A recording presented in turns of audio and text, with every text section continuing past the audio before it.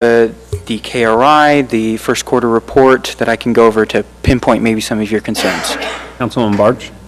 So just a couple of questions, if I might. On the wildland revenue, we're down 176,000. Is that just we haven't gone out as much on those wildland calls? Is that what's going on? Compared to last year's first quarter, we just didn't go out as much. And so this just, it shows a decrease from that. And I realize that this is a comparison to last year. Yes. But are we still covering at least our costs? Because one of the whole goals was that they would make enough calls to pay for the costs of the truck themselves. Of the wildland truck? Yes, as far as I know, it is okay covered. It's just not as much as it was Because last year was prior. extraordinarily high, I realize that. Yes. Okay. Yes. If you recall, I think we paid $535,000 or something for that truck. Yeah. And I think that we had a couple of really good years.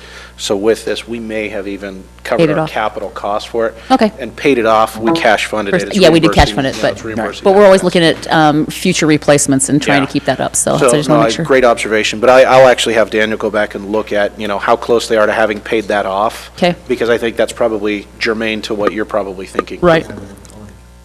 I don't know.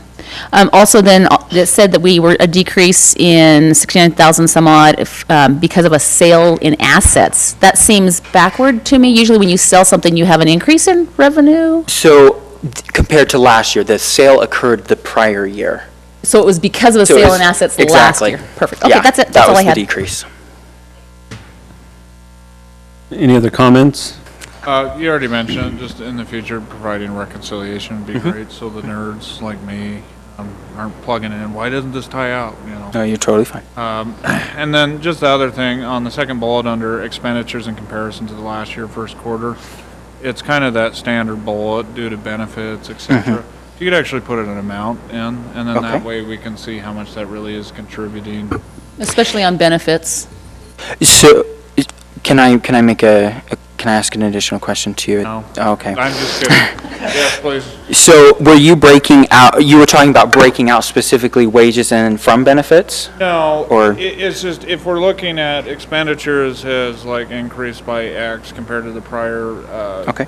to date quarter, just identifying, well, this much contributed to X percent of that increase, this much, X percent. You don't need to, I don't want to see, well, this contributed to 0.01% of the increase. Okay. Just the big ticket items, and I don't really know, because we said the expenses, I guess we didn't say specifically how much they've increased. Oh, yeah, the 213,000, just like the top 3 or 4 big contributors to that. Okay. And so, I know benefits just naturally go up, I just don't know that that's the primary driver of 200. Okay. And I do know it's not the primary driver. All right. Yeah. But I'm just saying from like a council level, just having that information at the fingertips course. facilitates, expedites reviews. Okay. Thank you. That's it, thanks. Nothing else? Okay. Okay. Thank you. Next on the agenda is a municipal campus site layout. Screen not working.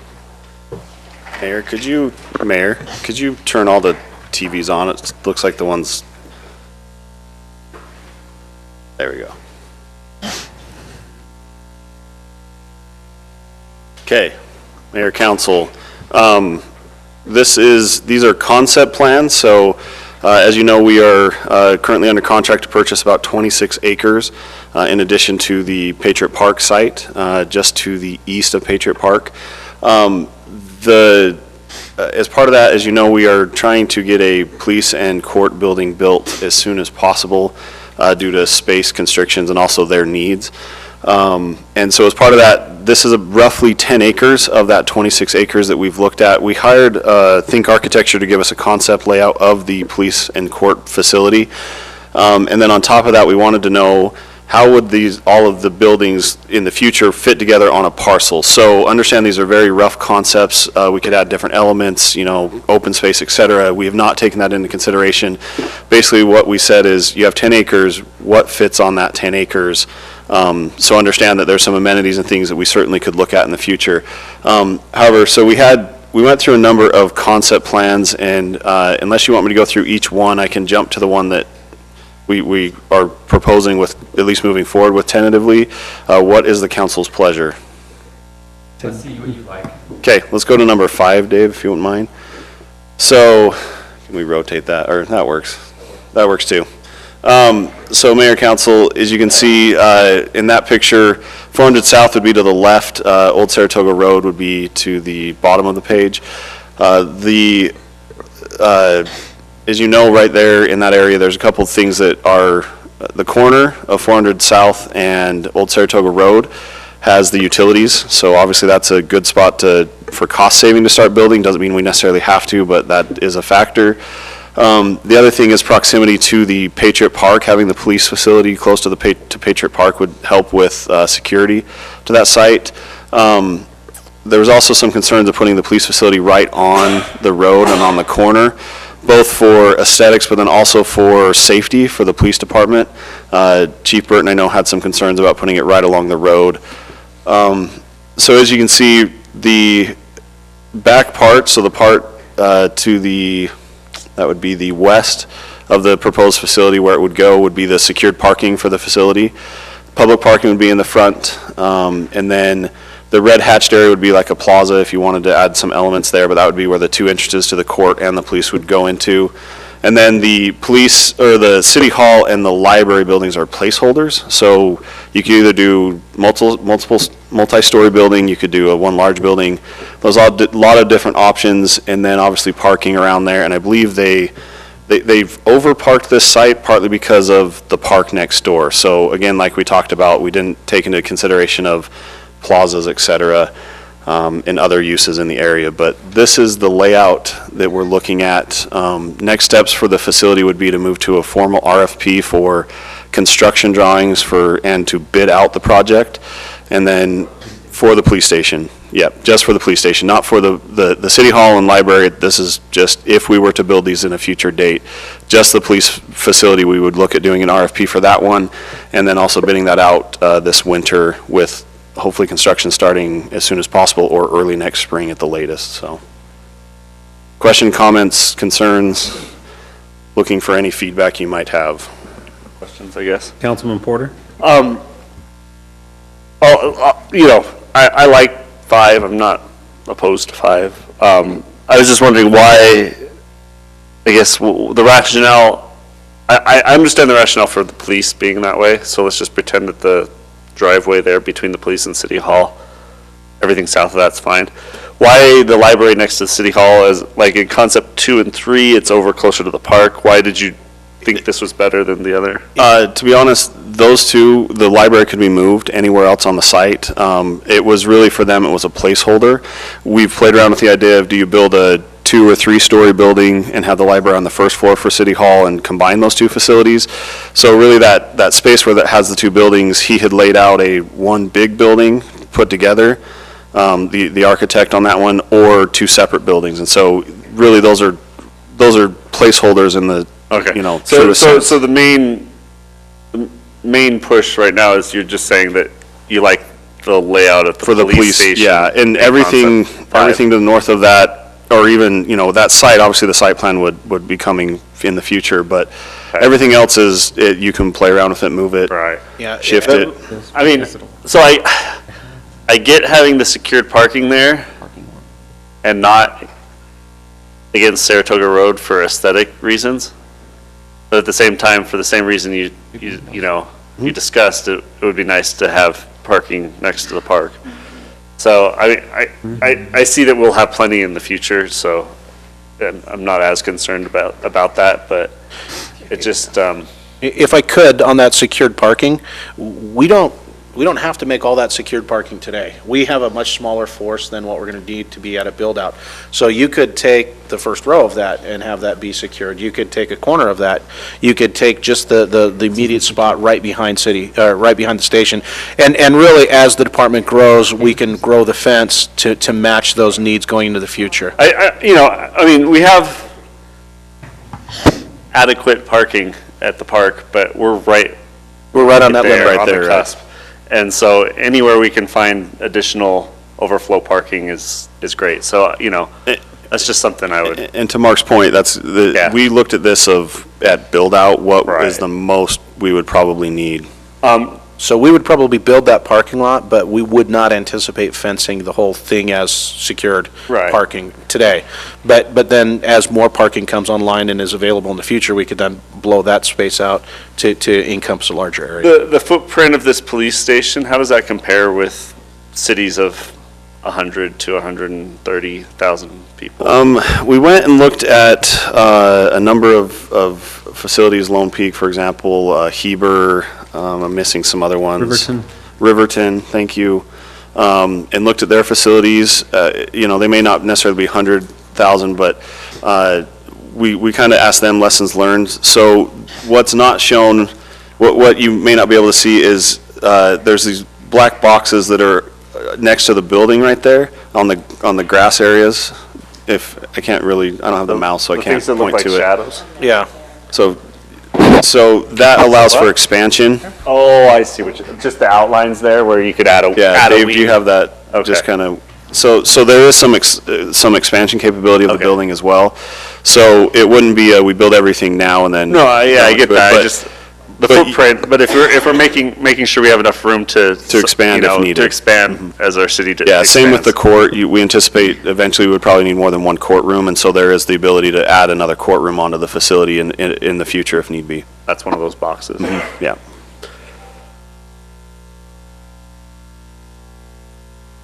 Councilman Barch? So expansion was, I saw that on the police department. One of my concerns is that in some of the other concepts, probably not speaking into the mic enough, in one of the other a couple of the other concepts, there was a lot more combined open space. And so you had the ability to put other buildings in those areas eventually if need be. And this seems to have more but smaller open space areas that really wouldn't facilitate another building if needed be. So I don't mind the police being on that corner situated like that if that's what they feel is going to work the best there. But I would like to see the other part of it kind of revamped a little bit.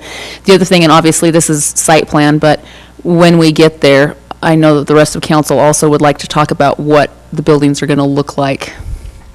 Yeah, Obviously. We had some preliminary, obviously with the historical photos of what the resort looked at like, and bringing in some of those elements with, the facility. But yeah, that would be part of the next kind of architectural phase, actual design of the, we have a layout, but at this point now we have to start putting meat to the bone. Okay. Yep, elevations, all that stuff, yep. And one of the things that we'd ask that as they designed the police facility and the court facility, that they kind of create that template of what those architectural elements and themes would be. And then as we expand and do more, we would then have our footprint taking that building as kind of the thematic starting point for us to continue to build in this area. And please understand, this drawing here is showing a quad of baseball fields right there. I mean, theoretically, those buildings, all we really need to do is site the police station Right. and know that everything else we want to do here is going to work. And that's kind of what the intent of this exercise was, so that we could get started on that. And all of the rest of these things, from a staff perspective, however you want to color the palette and however you'd like to make it, kind of move forward in the future, it's entirely up to you as to what you want to do. And to your point, originally we were looking at like a 10 to 12 acre parcel. And so we really had to plan everything out in advance, where we have a little bit more room to work with. It's less imperative that we make sure that everything fits together like a nice Tetris puzzle, so. I think City Hall and the library down towards the road is great. I think one of the council's wishes was we could take advantage of the views that are Saratoga from the old Saratoga Resort, so I think having them along Redwood Road. I think as we get in, Old Saratoga Road, yes. As we get down along there, Mark, and we get into the landscaping, it would be nice along the old Saratoga Road to plant all those trees at once across the property so that we're short on mature trees in the city anyways, but if we could get kind of that whole row to grow at the same time and pace, that would be great for that area. Councilman McComber, along the whole line of the property. I mean, we kind of have an idea of where. You'd have to work around not much. Yeah. My turn? Yep.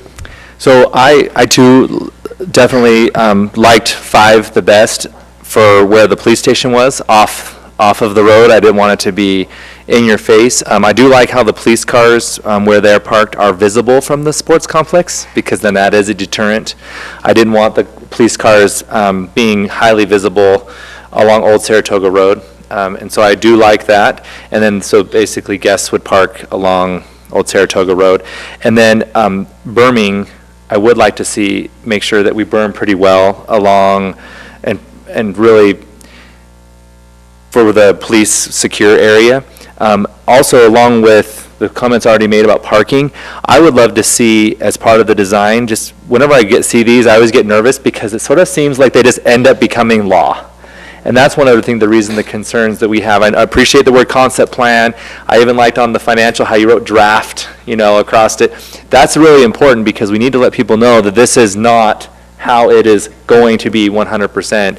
And so I would love to see some more punch outs between the island, between the 2 parking lots, so that people walking to the natural walking corridors, so that they're not just walking across landscaping, because then, the joke at BYU, Cougars don't cut corners. We'll have a lot of dead grass areas, plants being walked on to cut through. So which, the ones on the east or To on the west, space, I mean? Basically, people parking when it's overflowed on a big tournament to Gotcha, get to okay. the baseball fields. So just naturally have, when they're doing the designs, the final designs and things, I would love it if they have a pedestrian traffic expert, if they could take a look at this, because even I'm looking at, see that huge parking lot there in front of City Hall without an island down the middle? It naturally, we do this to Walmart, we do it Yeah, to Smith's. We didn't do it to ourselves. We really need to do it to ourselves, where we have like a nice walkway that basically that comes down, so all those people can walk to the sidewalk and then get into the baseball area too, as well as walk and get into City Hall instead of cutting down through cars. Also, it's just nice because, purses, belts, things scratching cars when you're cutting through when they're not natural. So I just feel like we're very dense. Obviously, there's none of the island requirements on every so many spots. They didn't get through all that code to. But again, incorporate it, yeah. before we get too far, they need to make sure they're on top of that. And then if we go up real quick, I really liked, if we go up to one of the other designs, let's see.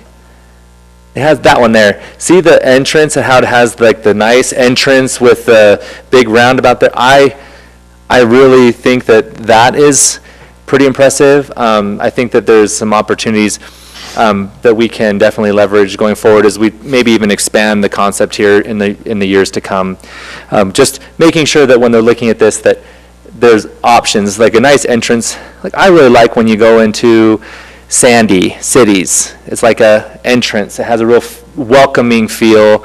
It's not like you're just going into a business complex. South Jordan has like the little plaza, and they have the big Christmas tree, the fake one that's there, and so they do just some different things to create a sense of community. And so I just don't want to lose the sense of community for expediency, and doesn't mean that it's going to be cheaper either.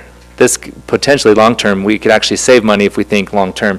That's something that as a council we've tried to do over the years, is to really think ahead to save money. But other than that, I really do think that I appreciate the additional ability for the police station. Also, are they looking at any of it in terms of infrastructure and the roof line to be able to go a second story if they needed to? I don't know if we've looked at that to go second. Because if we really are 100,000 people, Yeah, we look. I just don't want to be look where Provo is. Yeah. We certainly could at this point. It's just Look we've at what worked on. Provo is doing right now. Yeah. Like, they are literally having a war in their city because they have to get a new police station, because it's not, they didn't build it so that they could go vertical. They didn't build it. So we have the 2 boxes here to go out and spread and be more sprawling, which is great. But it's not that expensive to put some infrastructure in that top so that you can actually build a second story in the future. And you can even do it half and half. So you're not taking away the entire police department when you're trying to do it. So just another thought, because this is obviously concept. So thank you. As we get the architect here, we can certainly explore that. I'm sure they're going to want to meet with you and discuss these kind of options. Great, thanks. Hey, Councilman Wilden? If the police station's 2 stories, do they have like a police pole, like the fire? No, I do fire departments. You don't need to answer that question. You know, I do like the flexibility you built in, the different plans of expanding the police station. I do think, between the big parking lot, at least having some type of sidewalk, that makes a good point. I don't necessarily want a big, huge, wide green space like you have in other areas all throughout it, but at least like a sidewalk or a walking path. That gets It certainly doesn't meet code as it currently stands, which we understand, so, yeah. Yeah.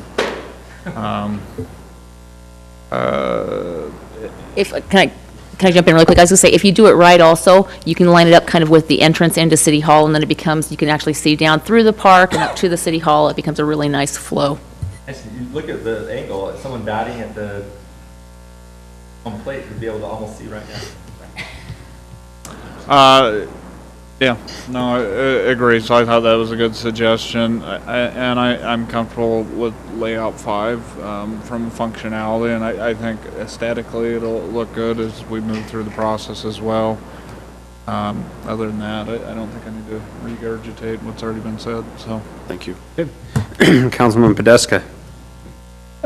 So Chief Burton looked at all these concepts? Yeah, he has. He's met with us, and we've changed it. That's why we've changed it to a couple And of things. is number 5 the one that he recommends? Yeah, he is, okay, he is not here yet, so I'd let him Let's speak. speak for him while he's I was not going to here. say, I'll Let's speak go. for him Charge. since he's not here, but if he was here, I would let him speak. Police poll. Part of it was the setback from the road. He did have some concerns being if the building was going to be right up against the road of So how like, we. for have some example, like things. number 2 concept? That Yeah, so that one where it's right along the corner, he wasn't too fond of that for some security and safety reasons. So having this setback, the police facility setback a little bit from the road is preferred. Also, it was some of the other designs, how to get out of the secured. If you notice, we haven't done a direct onto 400 South, partly because of spacing from the intersection, and where our officers can be in a hurry when they're leaving the parking lot. We don't want them too close to that intersection causing accidents for them or our residents. So some of this was also how do we allow them easy access out to go whichever direction they need to in the city, but then also kind of meet the spacing requirements for infrastructure and access, so. So that secure parking lot is ideal layout that he's looking for? Or? I would say it's what they're looking for, where it allows them to get out, go north-south or east or west, whichever way they need to go. Can't really go east from here, that's right into the lake, but it allows it. Some of the other concepts had 3 gates, which is a maintenance issue, which he brought up, which was a good point. Having 3 gates is a bigger cost for the city to maintain, whereas 2 is a normal in case one were to get damaged or to be down on non-functioning. Yeah, no, I'm good with Plan 5, and just to add with those, I guess, break through the islands for pedestrians is just ADA compliant as well, to allow for that. That's it. Okay. No other comments? Thank you, Mayor and Council. We'll move forward to the next phase and hopefully have a site plan or some architectural designs to you in the near future. Thanks.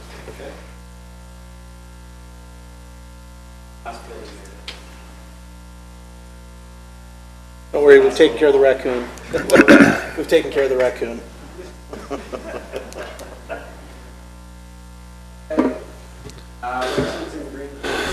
Mayor and Council, staff has been working with the applicant for several months on the concept plan. We've got some things I'd like to present to you tonight to get some direction from you on that. Let's scroll through here. Lexington Green is the property you see here in the blue on the map. You've got Pony Express and Foothill Boulevard there on the south and the east. If you recall, back in 2009, I don't know if any of you were part of this, but there's a development agreement that was approved for this project, which granted 444 units on the property. Since that time, the Foothill Boulevard project has expanded, and there's need now for additional property for the expansion of Foothill Boulevard. So the current concept plan we have, you see on the screen right now. Now, if you look, there's a red line coming through the project. That's the approximate location of where the additional property to the right of that line, the additional property now is going to be needed for the Foothill Boulevard expansion. The city can't require that of the developer. He has the development rights in that development agreement to build on that property. We'd obviously prefer not to see development happen on that property at this time. What has happened now is the developer has gone to UDOT, and UDOT has done a couple of appraisals on the property with, assuming that the apartments were there, or if the apartments are moved, appraised with the R36 zone or the 6,000 square foot lots, which would be the remainder of the property. What we need from the council tonight is direction on where you'd like to see this to go in the concept plan. Now, the applicant would prefer to build the apartments. He would prefer to shift those. The revised concept plan, as you see here now, we shift those apartments then further to the west. And again, the area you see in the white, that would be the additional expansion now for Foothill Boulevard. Any other highlights? Let's see. So as far as the density goes, and as in the zoning, the applicant is going to be under the density of previous plans, but the overall density is actually going to be a little bit more. But as far as the development agreement goes, everything as far as the density goes still meets those development agreement requirements. And so we're looking, staff is going to look to the council tonight, the mayor and the applicant as well, to see the direction of, is this a concept plan that you'd like to see further investigated to bring additional things back. Now, one thing with the developer is that the apartments are going through HUD funding. The applicant's HUD funding is set to expire at the end of this year. So if this is something we'd like to pursue, there would be an amendment to the development agreement, and Kevin could probably address some things that maybe require the development agreement, but that would be the direction that we could bring something back to you in December as far as amending that agreement to pursue something that you see on this overhead right here, the screen right now. The applicant here wants to add anything, or? I don't see him. Okay, great, thanks.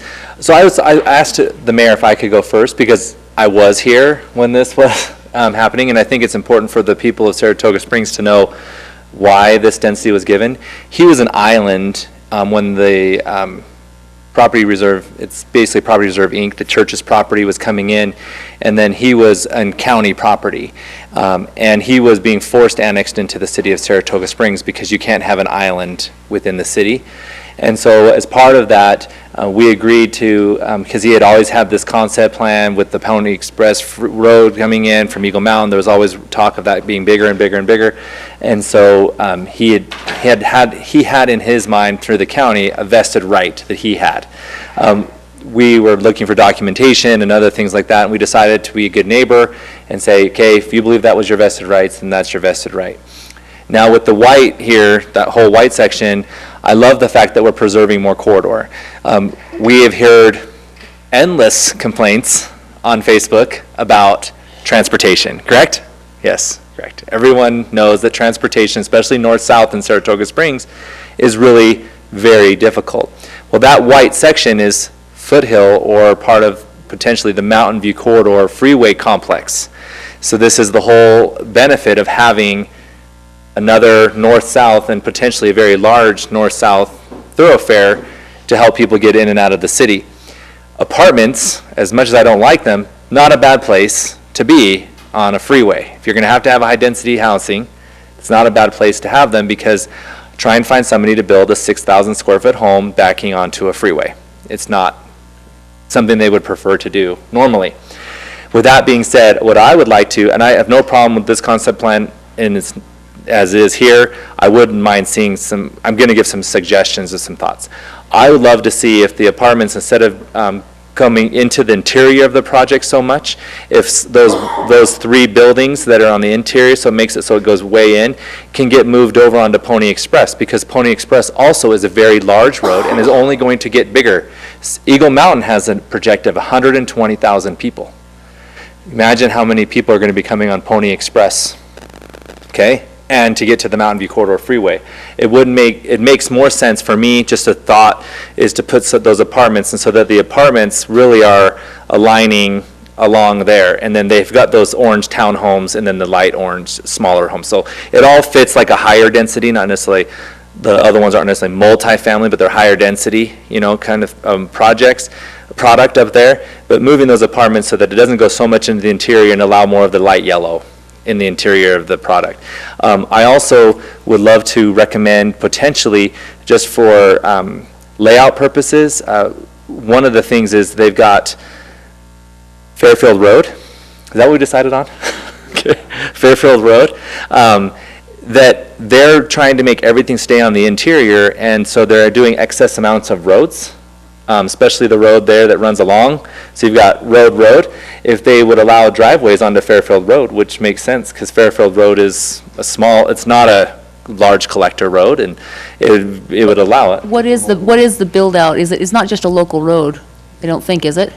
It's local road. It's just a local 56-foot right-of-way road? Where's Jeremy? That's my Gordon, yes? understanding, yeah. Yeah. So Fairfield Road is local road. So you could have driveways. So along that's what there. I'm saying, move the driveways, and then you can maybe get more interior without so much road, so that you can get those densities without having to have it be all apartments. I'm just trying to help with some of these densities, because it is very dense, and I think it'll be tricky getting in and out of, especially with Fairfield Road and going to the Mountain View Corridor Freeway, and then also to Pony Express. So that's just some thoughts to move that. And then obviously, park amenities and things like that to take into account, because he needs to have various part of our code improved in parks amenities to get the higher densities and to make sure that there's space allowed for those types of amenities. So thank you.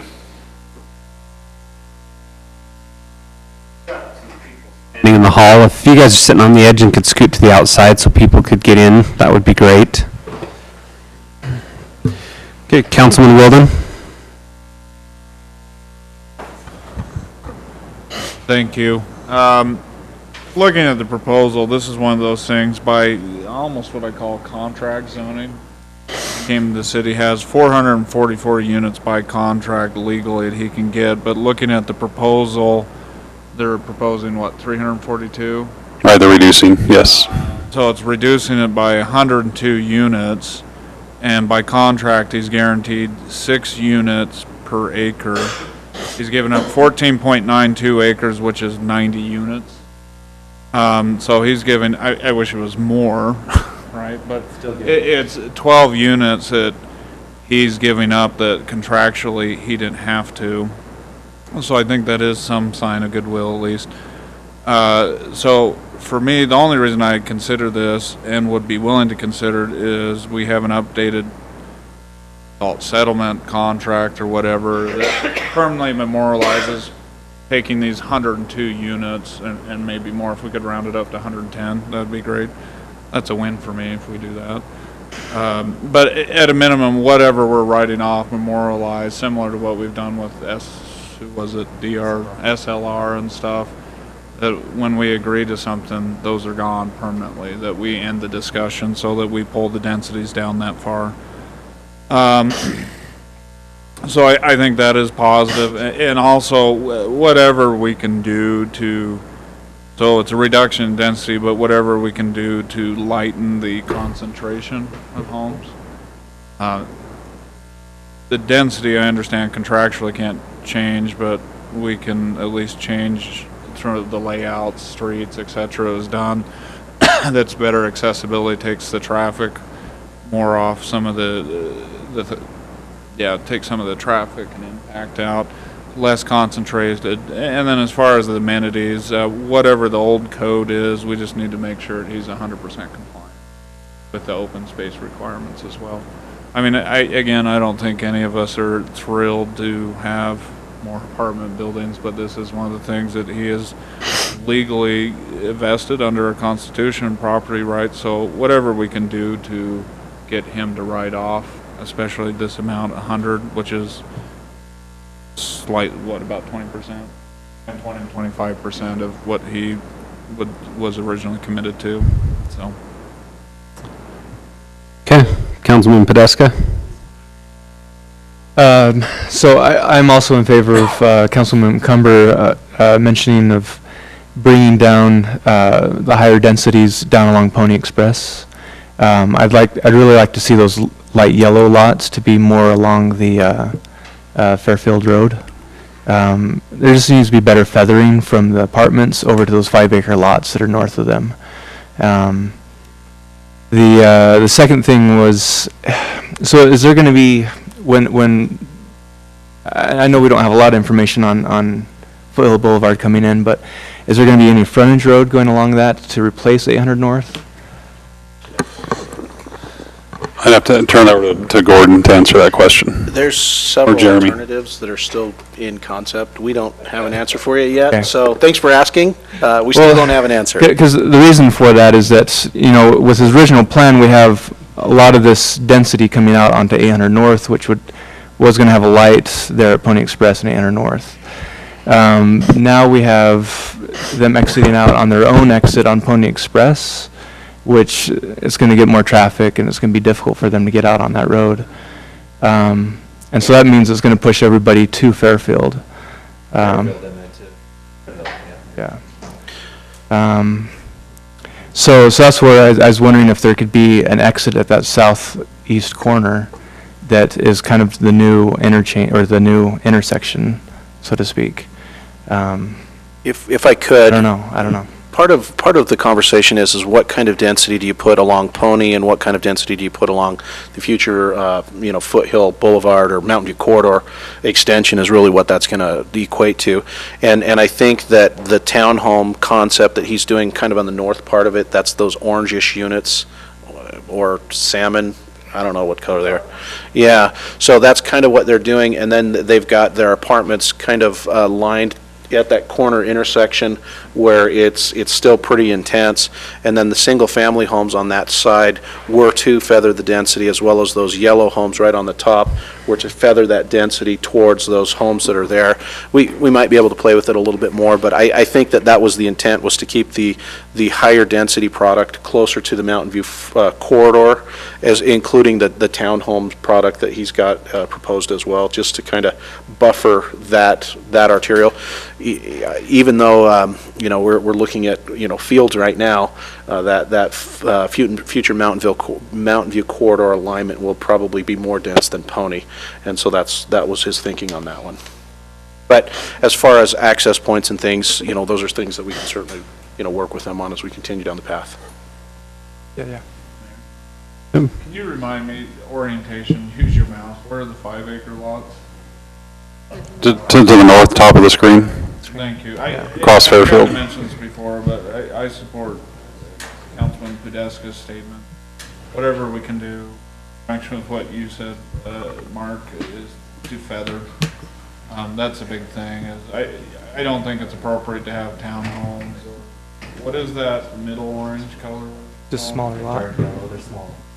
All lots across from cottage lots across from 5-acre lots. Whatever we can do to lessen the impact on that property owner as well. So as the third voice, the feathering was the better term, is why I was saying move the apartments down to the Pony. That way you can take those yellow lots up and do the feathering. So that was the whole purpose of that. So I appreciated you clarifying things. That's just my 2 points, is all. Okay. Councilman Porter?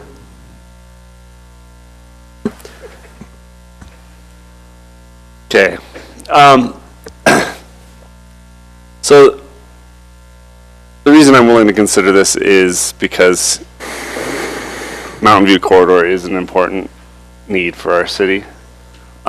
We need a second north-south artery in our city.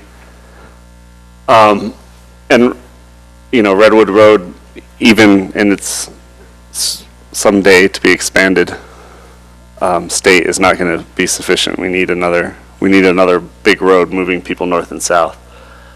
And if we don't entertain this, he's going to build the apartments on that corner underneath that right of way.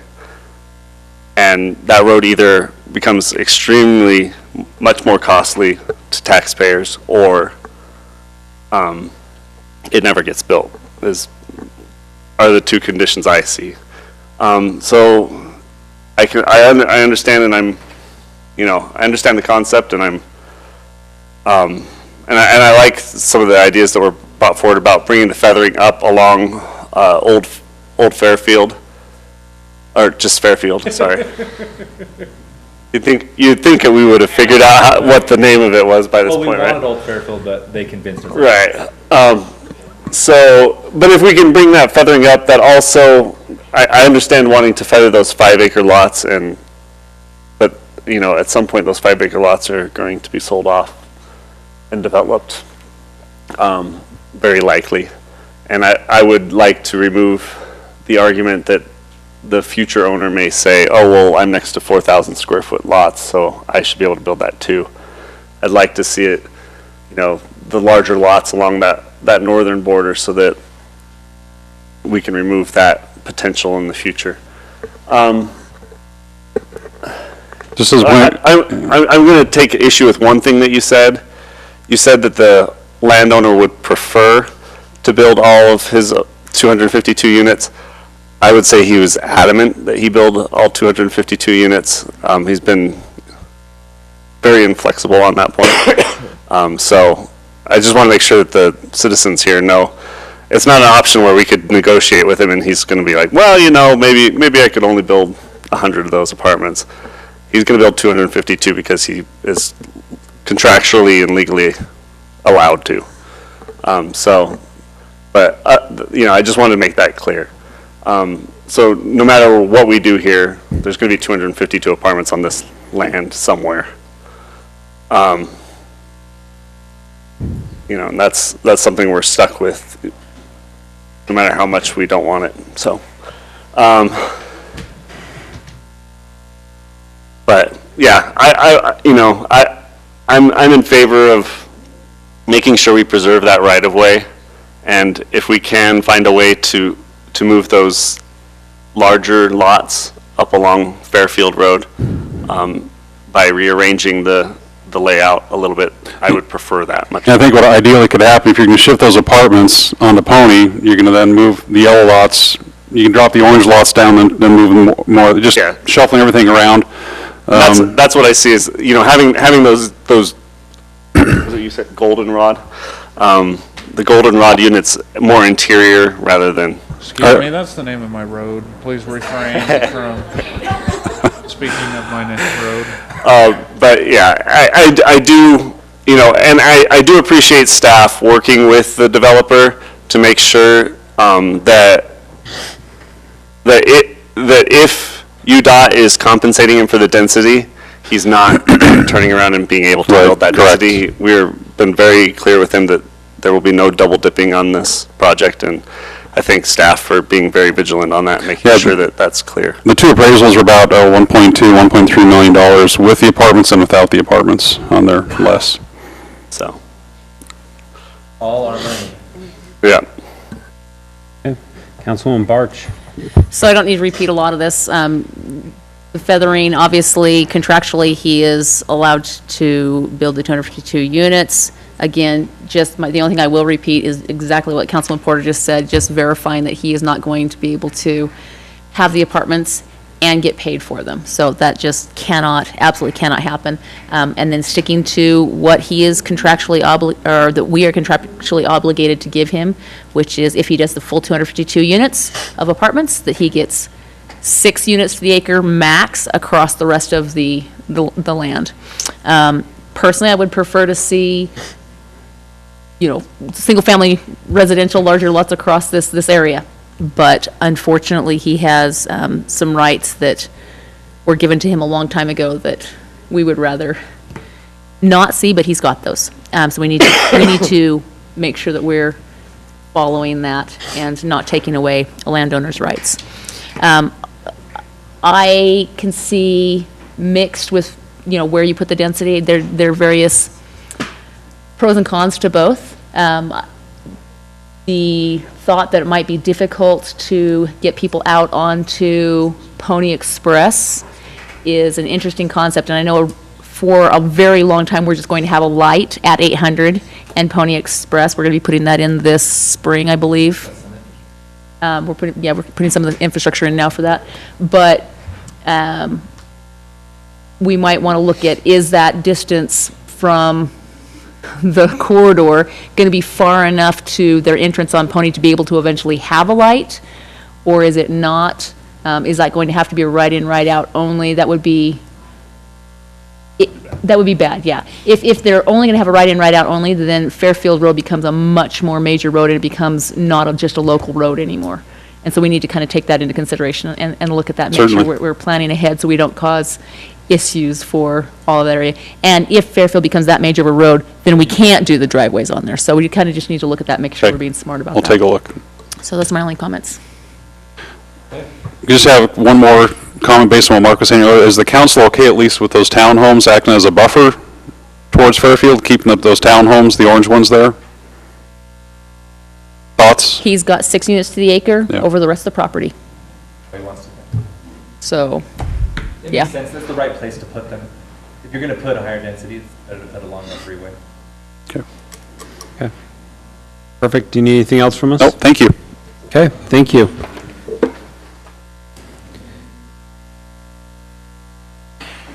Okay, anything else for the agenda, or is council good to move to the policy session? can I make one comment while lots and lots of people are here? Just want to publicly thank our staff members. There has been a lot of complaining, some of it understandable, others just flat dead rude, about the ill-advised lane changes that UDOT made just recently. And I want to thank staff because staff was on it and already talking to UDOT before, I'm going to say 90% of the population even knew what the new lane changes were, and before probably they were even awake. So I just want to say thank you to staff for getting on that, for jumping on that, for being proactive. And hopefully we can maybe have a little bit more open dialogue with UDOT earlier on. I know that they are an independent organization, but maybe they want to run their lane changes by us so we can tell them how stupid they are first. I don't know. Just a thought, but thank you to staff for getting on that as fast as possible. Our residents don't realize how fast staff got on that problem, so thank you. Okay, perfect. Okay, I will call the City of Saratoga Springs policy session to order on Tuesday, November 14th, 2017 at 6:50 PM. Present tonight, we have Councilman Porter, Councilman Wilden, Councilman McComber, myself, Councilwoman Barch, and Councilman Porter. Did I do Porter twice? Podeska. Okay. Split personalities at the other end. Okay. Councilman McComber, give our invocation. Councilman Wilden, will you lead us in our pledge? Oh, sorry, we had a scout tonight. Josh from Troop 1015 has volunteered to lead us in our pledge. Do the invocation real quick first. Our dear and gracious Heavenly Father, as we come before Thee as a city, we are truly grateful for all the many blessings that Thou hast given us. We're grateful for this beautiful place in which we get to call home. We are thankful for the involvement that we have, the ability to direct ourselves as citizens in this free nation. Heavenly Father, we are grateful for the men and women of the armed forces who have protected those rights and allow us the freedoms to make choices for ourselves. Heavenly Father, we ask a blessing upon us that we'll be able to have Thy inspiration and guidance as we make decisions that affect the city of Saratoga Springs, both now and into the future. And we do this in the name of Jesus Christ. Amen. Amen. May the audience please arise. Please join me in the Pledge of Allegiance. I pledge allegiance to the flag of the United States of America and to the republic for which it stands, one nation under God, indivisible, with liberty and justice for all. Please be seated. Okay. Okay, we have some things going on with swearing in and also some volunteers. I want to also go to business item number 1 and move that up to this first section. Melissa, you ready? Start with that. Thank you, guys. Our library board chair could not make it tonight.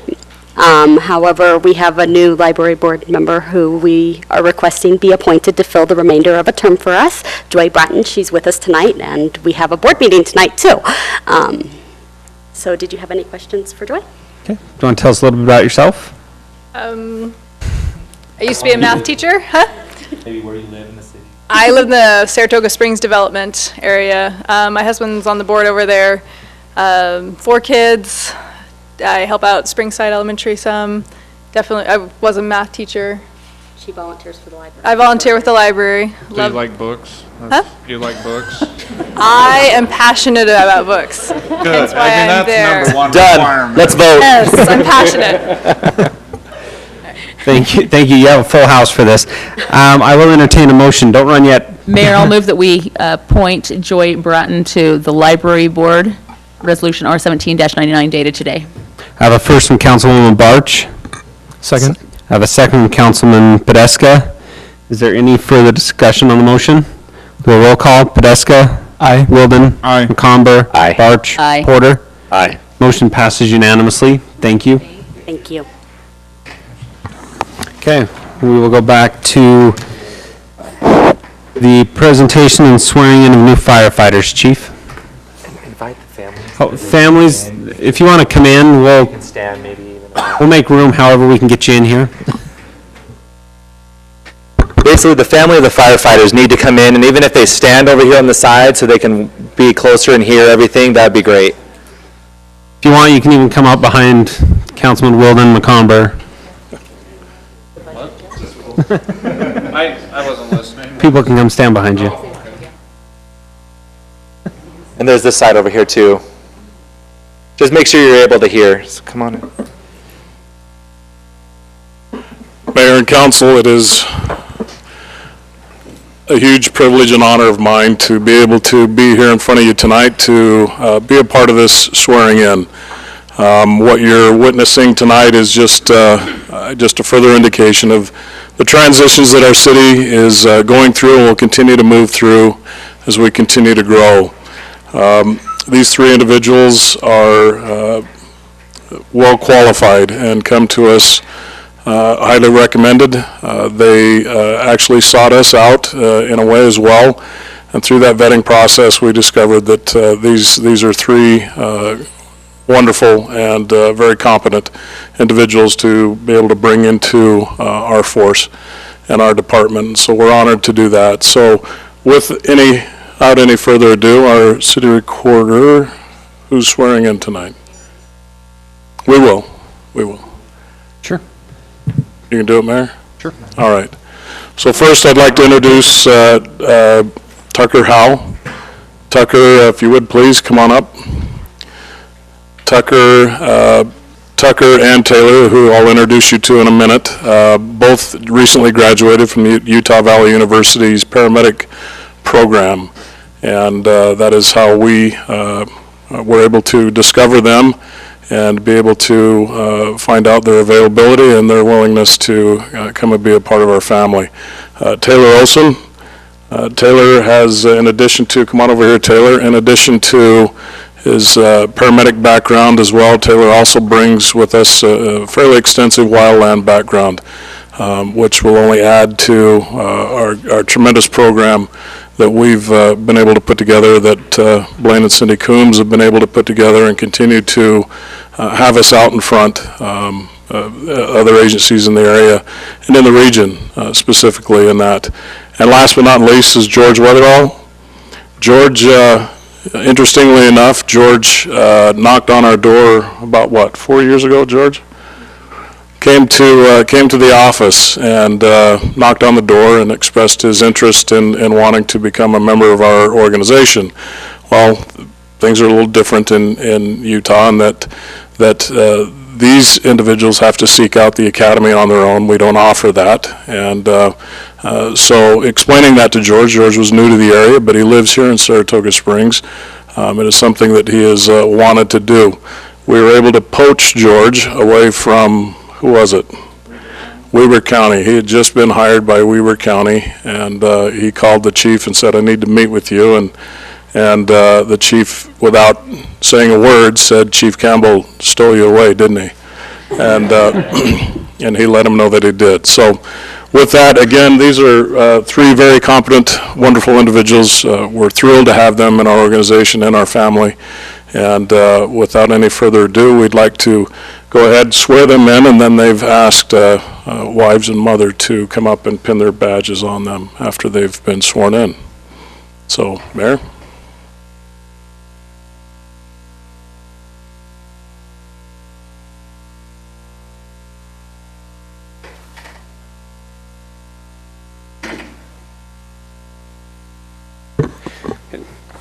You'll raise your right hand and repeat after me. I do solemnly swear or affirm that I will support, obey, and defend the Constitution of the United States and the Constitution of the State of Utah.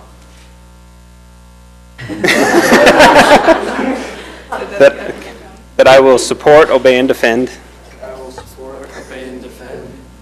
the Constitution of the United States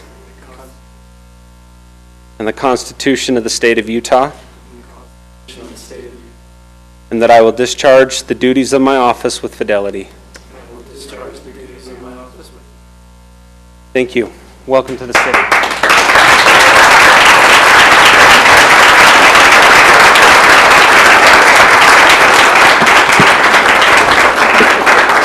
And if those that have been asked to come up and pin these badges would come up and do that honor.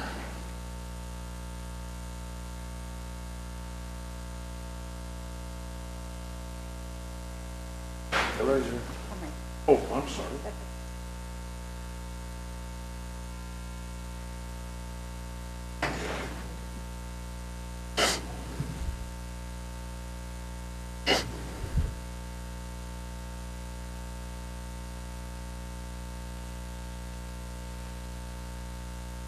It's okay if you kiss.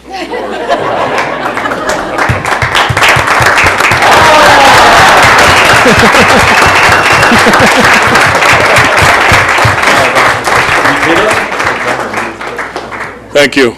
David, did you get that? Thank you and welcome to the city.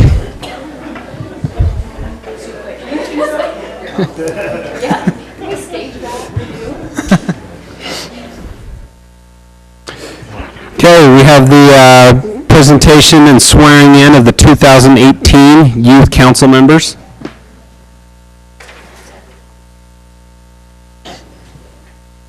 Hello, Council. Cassidy, if you want to come up. It's our great honor to swear in our new Youth Council for this coming year. This is Cassidy Gonzalez, who is our advisor to the Youth Council, and so she is going to introduce the board to you. And we invite all the Youth Council to come up now. If you want to just come stand right up here, and then Mayor will have you swear them in. Perfect.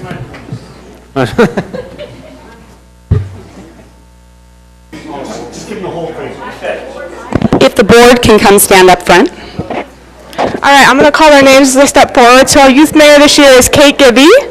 Our mayor pro tem is Heather Sherman. And our 3 additional board members this year are Tate Harrison, Jenna Prestwich, and Kelsey Durant. I've had a request from the council to see if I can get the whole thing, if you can say it all back in one shot. Okay. If you'd raise your right hand and repeat after me. I state your name. Do solemnly swear that I will observe and obey the laws and ordinances of the city of Saratoga Springs, Utah. That I will faithfully perform and discharge the duties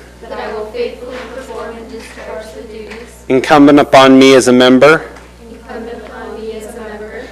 of the Saratoga Springs Youth Council, fairly and honestly, to the best of my skills and ability. So help me God. Thank you.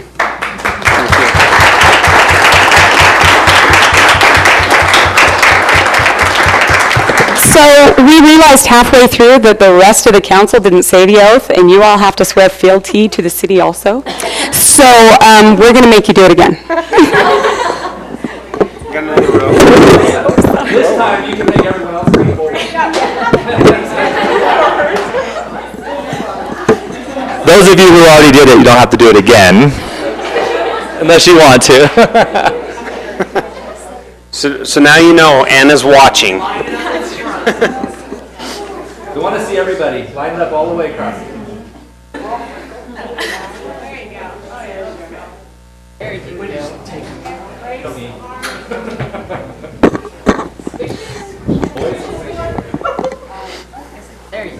Okay, now we got a good line.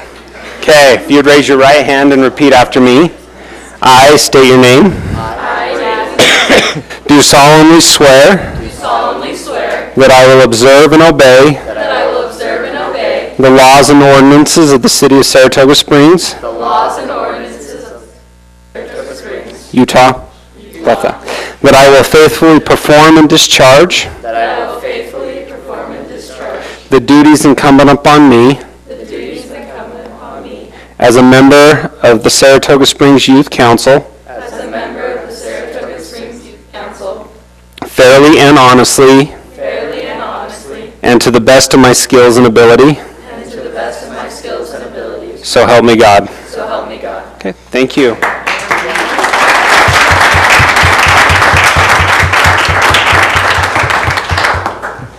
So if you guys want to go ahead and stay and observe some more of the meeting, that would be awesome, but if you need to leave, that's okay too. Thank you. Thank you, Mayor.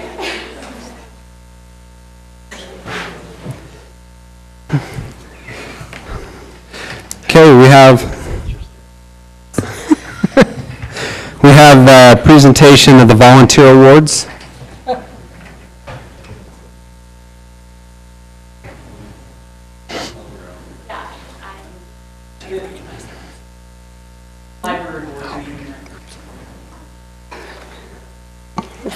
They're here.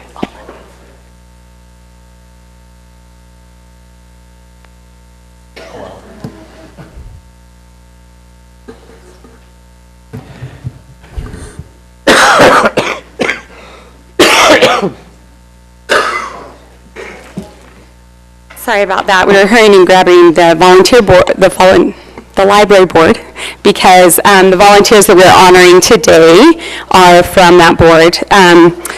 And are also other library volunteers. So first thing we wanted to do is we wanted to honor 2 of our volunteers that have volunteered in the library for 5 years now. Do you want to go ahead and read their names? Yes. So I have to interrupt this. For 5 years now it says, because statistics don't go back before that. Barbara Poduska has been volunteering for the library for significantly longer than that. However, she is getting her volunteer award as a 5-year award this year. You don't have data back any further, Barbara. Yeah, I know it was much longer. When they said it was 5 years, how long has the library been in existence? Because I helped start the library. You were before the library started. You helped get it going before we even made a library. Exactly. And then Bob Burt is also getting his 5-year award because data goes back that far. And he is the city's volunteer of the year. Thank you very much for all your service. I don't know if you want a picture with the mayor or you want a picture with me. You want Barbara up here? Come on, Barbara. Bring it in. Congratulations. Thank you, guys.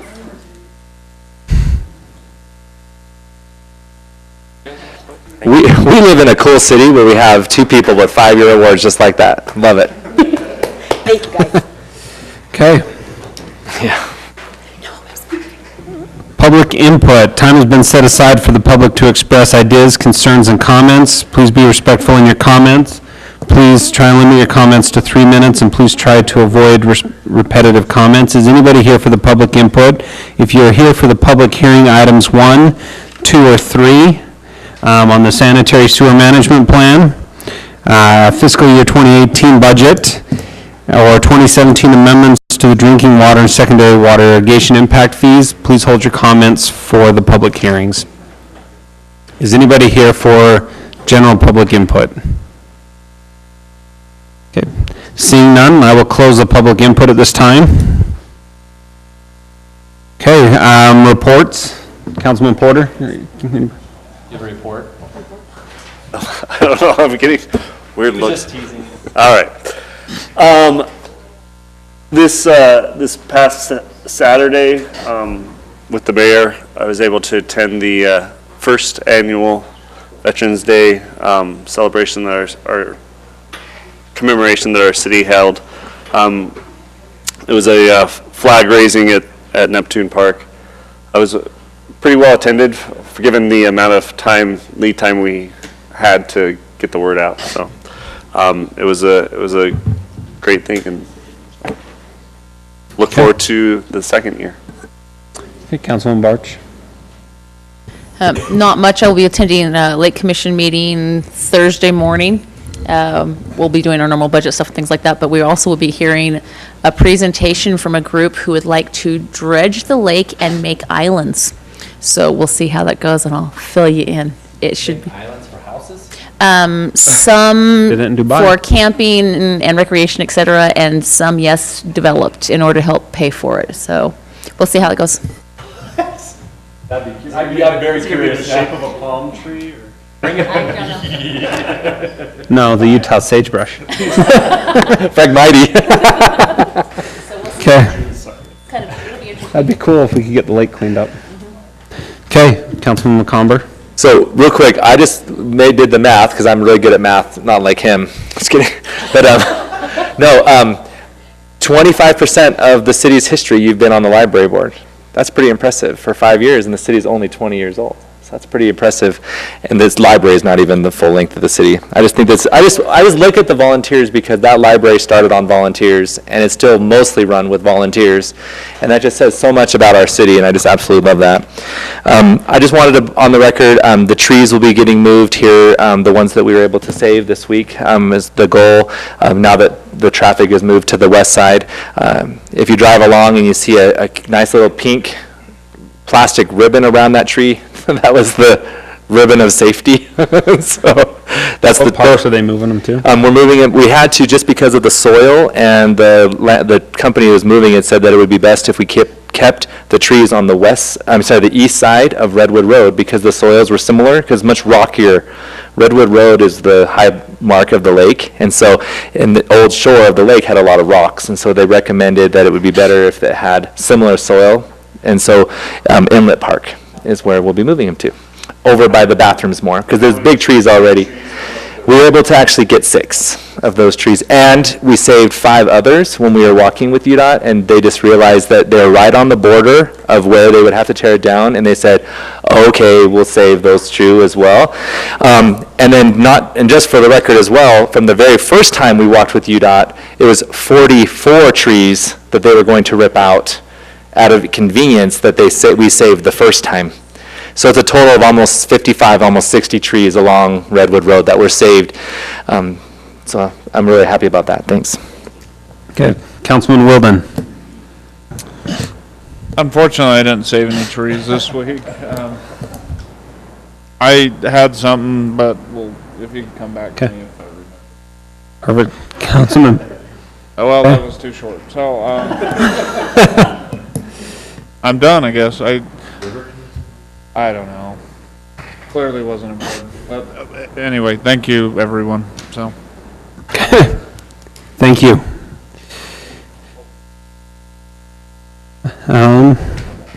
Mark, do you have anything from staff at this time? Not at this time, Mayor and Council, thank you. Okay. It would be great with the Patriot Park being built if the complex was done, so that next year's Veterans Memorial, the second annual, could be done at the Veterans Memorial. Noted. What? Noted. That reminds me of something. It wasn't a very good reason why I was at the headstone company because of my mom's passing, but they have technology for beautiful murals for veterans memorials, and they said that they would absolutely be happy to provide a bid, and they do not charge for municipalities. They try to make very little to no profit on their, and they're absolutely gorgeous, like laser murals and things that they can do. So as they're working along those lines, when we're working at doing the memorial part of that, I think that would be something to absolutely look into. Very impressive. Yeah. I remember now, if I may. You bet. On Veterans Day, actually, a veteran came up to me. He wasn't able to attend the flag ceremony. I wasn't either because of youth sporting events, but he said make sure staff and the council and the advisory committee know that it really did mean a lot to him. So I think not even those attending, but others outside of it did notice it. They did see it, and it's much appreciated. The one I talked to is actually Shelley. It's one of your neighbors. Spaced my mind. What is? And then the other thing I've noticed, the association, I forgot their name, that does the railroad at Shea Park. They've had a lot of Utah Live Streamers. Yep, thank you. They've had a lot of events, and it looks like they're getting close to being done. So.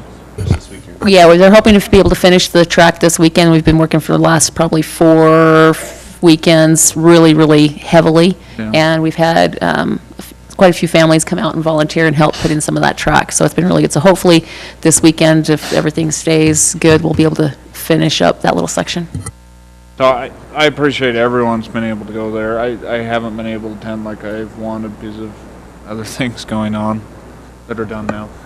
So. Okay. Perfect.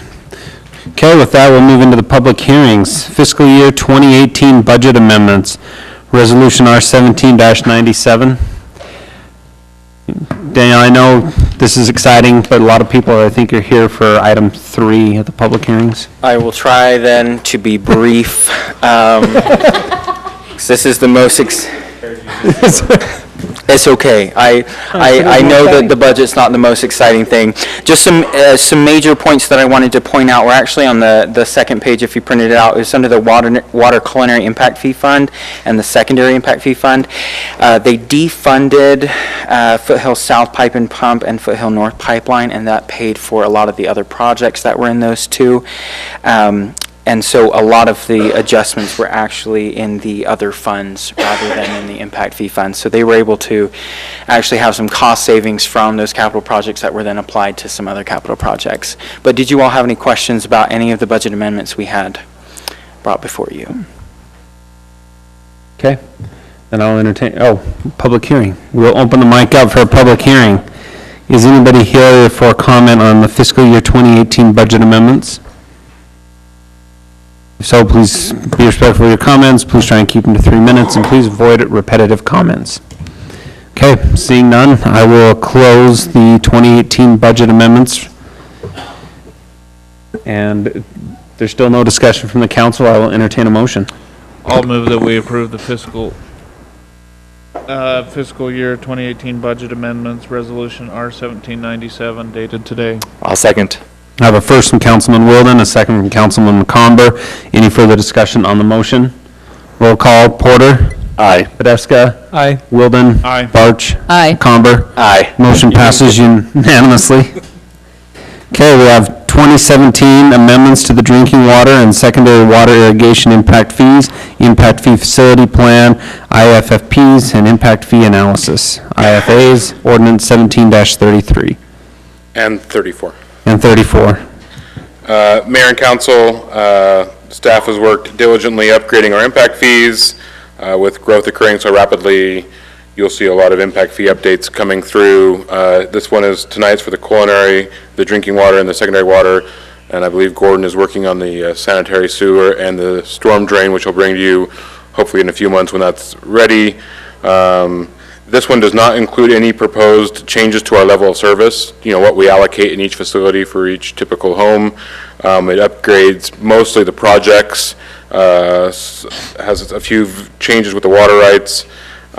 In the staff report, I try to give you a table comparing both the existing and the proposed changes. Proposed increases would take effect if you adopt ordinance, there's 2 ordinances tonight, that would take effect 90 days, which would be February 14th. And there was a discussion in here about culinary water rights. As you know, we're pretty much reaching the end of the available groundwater rights in this area. I think we've discussed bringing back some sort of temporary land use discussion at our December 5th meeting.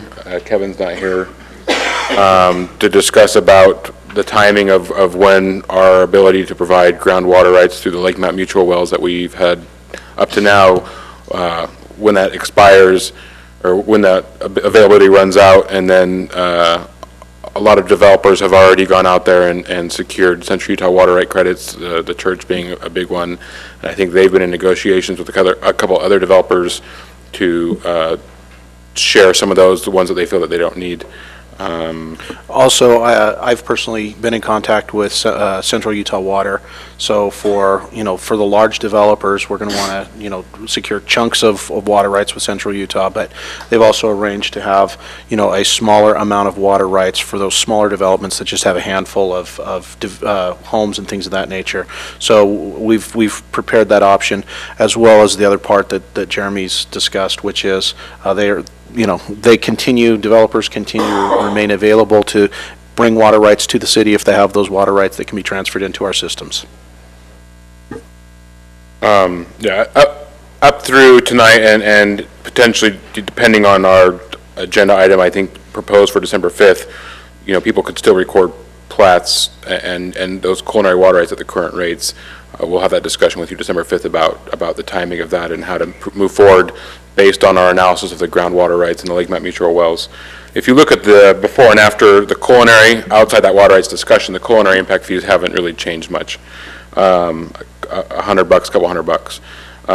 And the big difference there obviously is we do have a lot of developers, again, primarily the church, that has a lot of credits where they transferred rights into those wells years ago, and those credits, so their impact fees going up slightly. They're continuing to help reimburse us for the cost when we purchased those wells from Lake Mount Mutual. The change here is if those developers are going to use Central Utah Water, we've removed that component of the reimbursement, right? So they're not being asked to pay or reimburse us for the cost of Lake Mount Mutual wells because they won't be using those wells. And that's why you'll see we're going to have those two categories of culinary rights. In the secondary, it's still just a single category. We know and have been pursuing mostly surface water rights, canal water rights and stuff. Those are still relatively abundant. So kind of status quo there. We'll continue to charge, a great deal on those, which is, I think right now we're still charging just a little over $3,000 an acre foot, which is a heck of a deal. Our ability to continue to provide that cheap water to developers, I think, helps mitigate some of these costs. However, the infrastructure costs have gone up. If you've noticed in the last couple of years, we've noticed construction costs are just skyrocketing.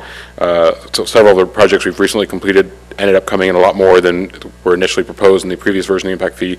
That's why you've seen probably the big increase in the secondary impact fee for infrastructure. It's just construction costs are skyrocketing, and this reflects those updated realities that we're facing. So any questions, I'd be happy to answer. Okay, we'll do the public hearing, then we'll go to the council. Okay, is anybody here for the public hearing on the 2017 amendments to the drinking water and secondary water irrigation impact fees? If you please try to be polite in your comments, please try to keep your comments to 3 minutes and avoid repetitive comments.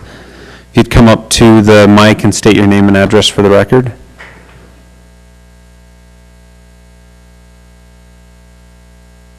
Okay. Seeing no comments, I will close the public hearing. Mayor? No, you already closed it.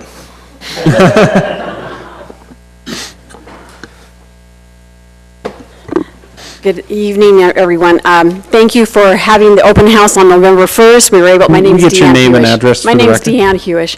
I'm with Utah Valley Home Builders Association. You want my address, 1443 West, 800 North, Orem, Utah. And thank you for having the open house that Jeremy had on November the 1st. I have to let you know, though, when we left, after we were having our final conversation, we were surprised. We were a little misled. I mean, maybe it was just all on our side. We thought this was at building permit. It turned out to be with land development. There was a couple of things that we just had some questions on. We just want to make sure that you were aware of that.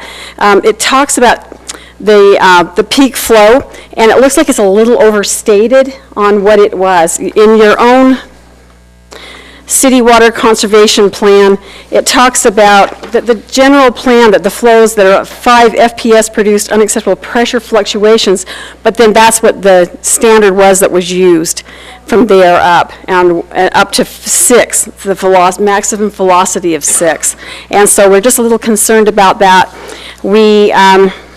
We know that you have some water issues of getting the water and storing it, the infrastructure. The costs are going up. We are all aware of that. Everything is going up, isn't it? And it isn't all construction. And so we are aware of that. So the methodology was just a little confusing to us at the first shake. And so we didn't get a fair statement at that open house, and so here we are at this late date. But we just wanted to thank you for the work that was done with Jeremy and the staff. It's very disconcerting how high things are starting to go with development. And just so you'll know that we don't pass through some of these impact fees, it's against the law. The developers have to actually retain them. And so we're just, as we're looking at affordability, and trying to make Saratoga a great place that it already is as it continues to grow, and you're all dealing with that growth and the traffic and where the new roads are going to be going. We're aware of that also. We just try to keep it affordable in the beautiful city of Saratoga too. So thank you for your help. Thank you. Are there any other comments at this time?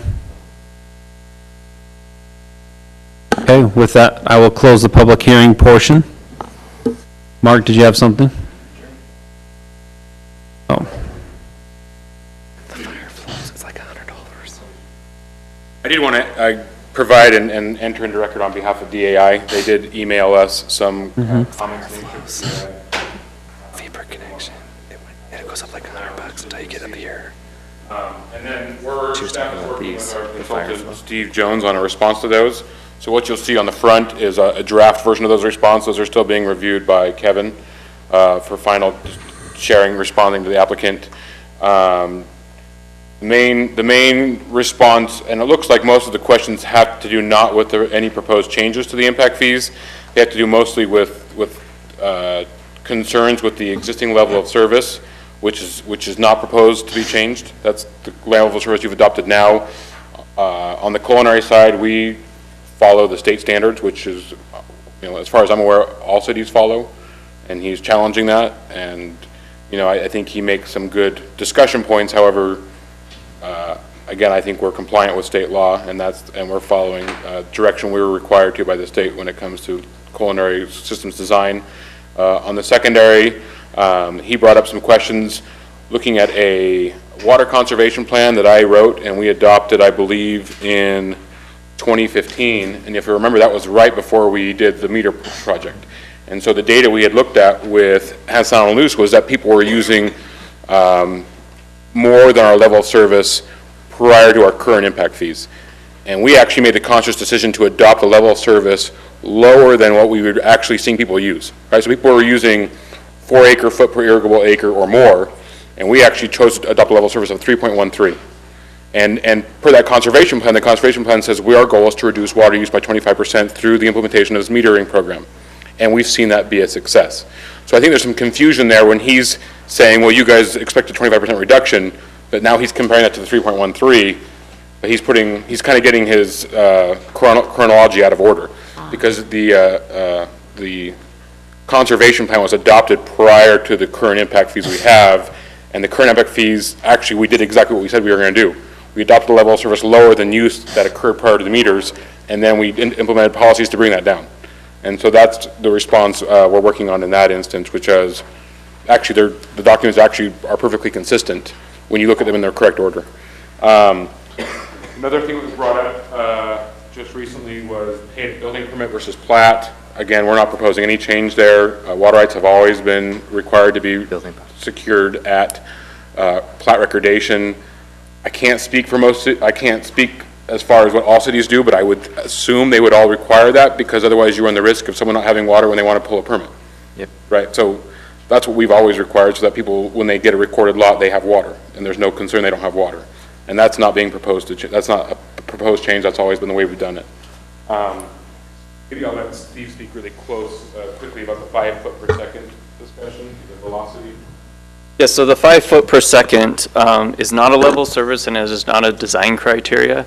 Real quickly, Steve, this is Steve Jones with Hanson, Allen, and Luce. So the 5 feet per second was merely a way to apply existing capacity to source and storage categories. Pressure is always looked at. So pressure is a level of service, maintaining at least 30 PSI in the secondary and at least 40 PSI in the drinking water system. So when designing or sizing the pipes, we actually use a hydraulic model to make sure we are meeting all the level of service pressures. And the 5 feet per second was merely a way to assess capacity. That makes sense? Okay, I did this a few times.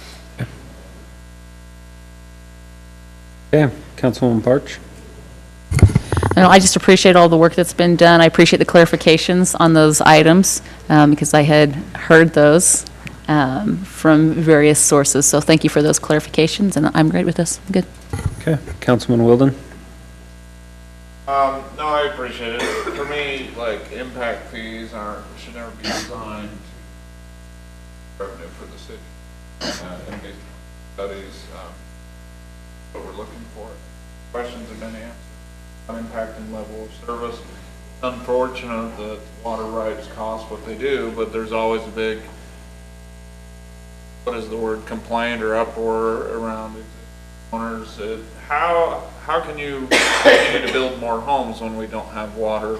Well, the case is going forward that homes are going to have to secure their water rights, building for what we have.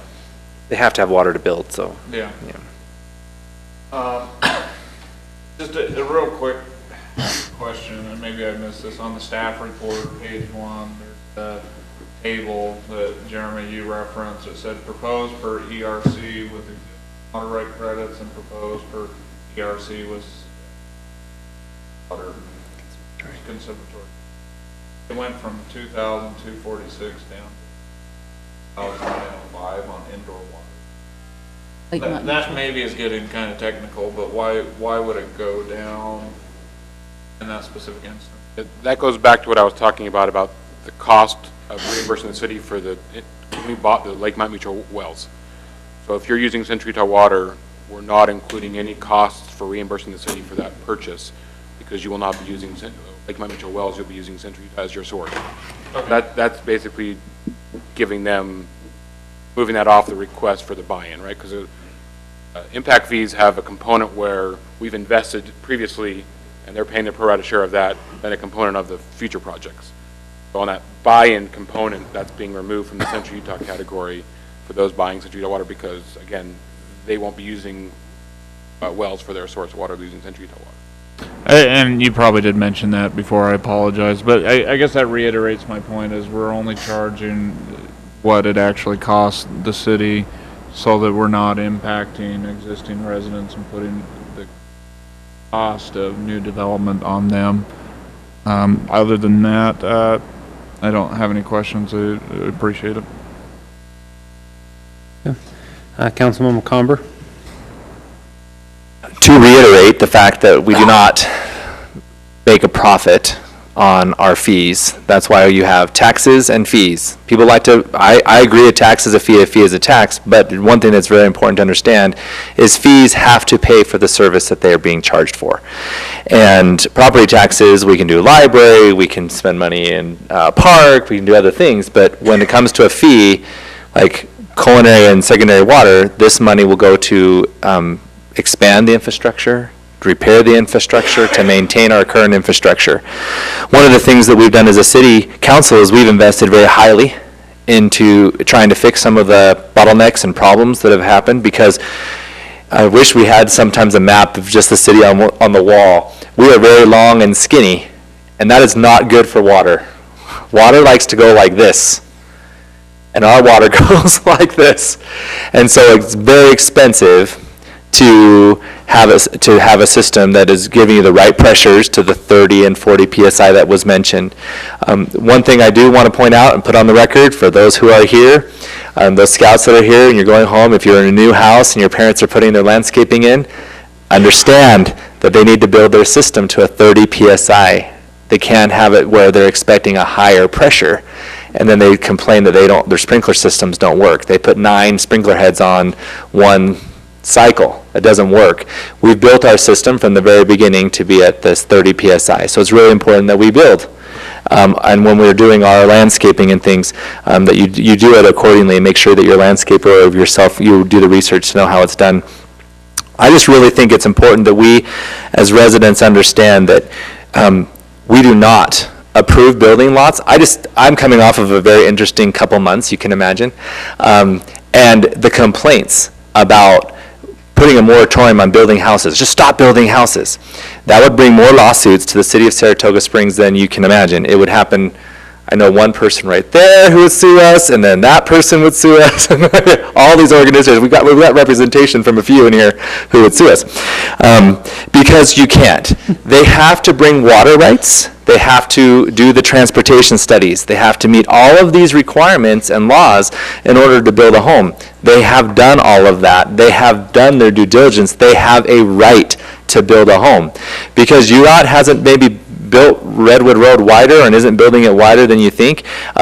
Even that, I want to point out, even Redwood Road wasn't a truly failed road in terms of their standard for the state. They should not have come and done Redwood Road for 2, maybe even 3 more years. We as a city talked them into coming and doing it sooner. The same thing here. We are building infrastructure for our secondary and our water systems to make sure that we are not putting all of the burden of our expansion on the residents of today to benefit just the residents of tomorrow. We're trying to do it in a very methodical, well thought out cycle of time so that the people who are using it are the people who are paying for it.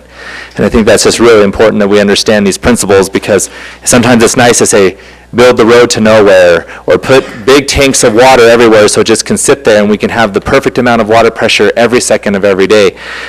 That's not fiscally responsible. So I appreciate all of the efforts that have gone into this. It was a really good document. If you need it, if you have insomnia, I'm happy to forward you this document to read, because it was a real page turner. So, but thank you so much for all of the efforts and hard work. Thanks. Do you like books too? Yeah, I like books too.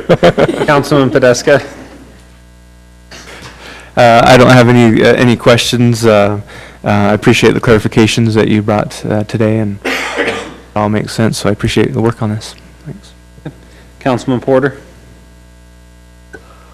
I won't belabor the points that Councilman McComber already touched on, but I do think it's important that we kind of recognize 2 things. Is one, that this is not a profit center for the church or for the city. Sorry. You're wearing too many hats there? Yeah, apparently. So it's not a profit center for this is not something that the city makes money off of. And you know, I can definitely feel the development community's pain. I see this, you know, this is a significant increase, but that's just purely representing the fact that the cost of water is going up. You know, you kind of only have yourselves to blame. You keep building all these beautiful houses, and people keep moving to Utah, and we live in a desert, and so we're just kind of, there's a finite amount of water that there is to be had, and so as more people come, it's just going to get more expensive to buy that water. So, you know, with that said, I don't have any further questions. Thank you for the clarifications, Chairman. Okay. Councilman Wilden? I just had one to address staff's comment. I don't remember who said it, but about meeting the state standard. I agree that we should continue to meet the state standard as far as how much rights we'd reserve. I don't think we want to be leading in the field and then get ourselves in a problem down the road. We're ran out of source, but have water rights on paper.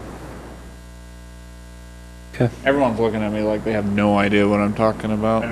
We know what you're talking about. All right, good. Question is, do you? Don't have a stockpile of water. That Could you say something, Jeremy, that makes me feel better, please? Yeah, I mean, as DAI in their letter points out, there seems to be an active movement in the development communities to start challenging the state's standards. That's their right, and that's an issue between them and the state. And I think, you know, that's what we'll see how the state responds to that challenge. But again, I think our response is we have our marching orders from the state. Yep. And that's how we've proceeded, so. Thank you. I wanted to make sure someone did actually speak to that, and I'm not the only one. I just want to make sure we continue to meet state standards and we don't get ourselves into a pickle down the road.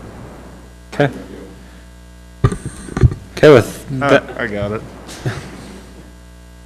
Okay, with that, if there's no other comments, I will entertain a motion. I move that we approve the 2017 amendments to the drinking water and secondary water irrigation impact fees, and the rest of item 2 is listed on the agenda, including ordinance 17-34 dated today. Oh, and 33 for drinking water. There's 2 separate resolutions. Okay, I have a first from Councilman Porter.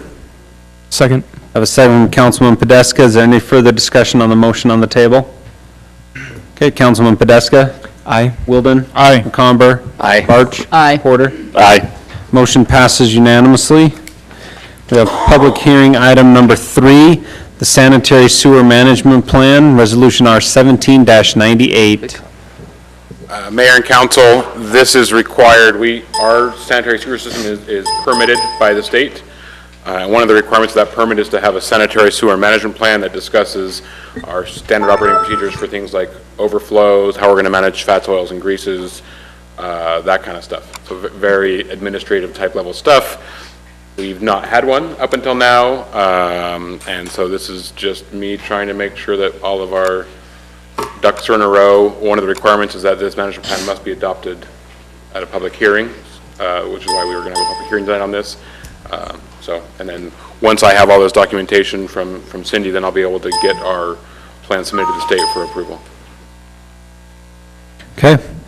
I will open up the public hearing on the sanitary sewer management plan.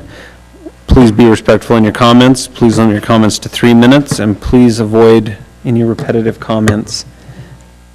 What was that? Yes, I am being repetitive. Yeah, I was thinking that. Is anybody here for comments on the sanitary sewer management plan? Sanitary and sewer, just, okay. Another page turner. Perfect. With seeing no comments on that, I will close the public hearing and go to the councils. Anybody have comments? Best sanitary sewer management plan I have ever read. So. Is it the only one? Yep. Okay. I will say, I work in banking, there's an awful lot of acronyms in banking, then looking at this, there's an awful lot of acronyms in sewer, so. Yes. Okay. Oh. Councilman Converse looking for a comment? I did have one. I just had looking at my notes here. In chapter 4, so is this just a template that you're going to be updating? Or, 'cause when I was reading through it, it showed that the standards are found online at the laytoncity.org public department. So. Yes. We're all using, the whole state uses Layton's standards. Yeah. And then also just, what is the standards? I just had some questions because I was looking at this, when a contractor or others damage a collection line, it's the previous page, so it's 3-4. It was getting into a lot of things about the city is probably at fault, but we have to get it fixed right away, and then the city will figure out who's at fault. I just think that it needs to be whoever does I don't know, the language just seemed like it was more on the city than it was on the person who does the damage. So if you can just, when you're looking through there, review that section, because for me, that was what, I don't know, it just seemed like it was more of the burden on the city than it is the burden on the person who does the damage. So 3-4, immediate damage section. Damage response action. The immediate, when a contractor or others damage a collection line such that the line is no longer capable. So in that whole thing, it says, priority should always be on preventing and, environmental damage and all that, but it just felt like it was very much the failure of the city. It was all about that, and I think it should be more the responsibility of the person doing damage, and the city will be part of determining who's at fault. I don't know. Understood. I can reword that. Obviously, the main goal here is to talk about how to protect the public and the environment from undue contamination. Right. main point being is get it repaired. Get it repaired. Don't let it bleed out while you. Into litigation, yeah, right. But I can look at wordsmithing it so it doesn't. Just a little bit, and then right after that was when I saw the section, but with Leighton the reference, I link, apologize. just the link. Yeah, we had a consultant help with this, and apparently they done one for Leighton too, right? So. Yeah, so I will be honest, I did not read every word, but I've learned how to read these big. Leighton must also have an amazing sewer. Yeah, but I've learned how to read these pretty fast, and so I just noticed that. So thank you very much. Good eye, I'll double check that before we publish this to the state. Any other comments? I will entertain a motion. I'll move that we approve the sanitary sewer management plan resolution R1798 dated today. Okay, I have a first from Councilwoman Barch. Second. I have a second from Councilman Porter. Is there any other discussion on the motion on the table? Porter? Aye. Barch? Aye. McComber? Aye. Wilden? Aye. Podeska? Aye. Motion passes unanimously. Item 2.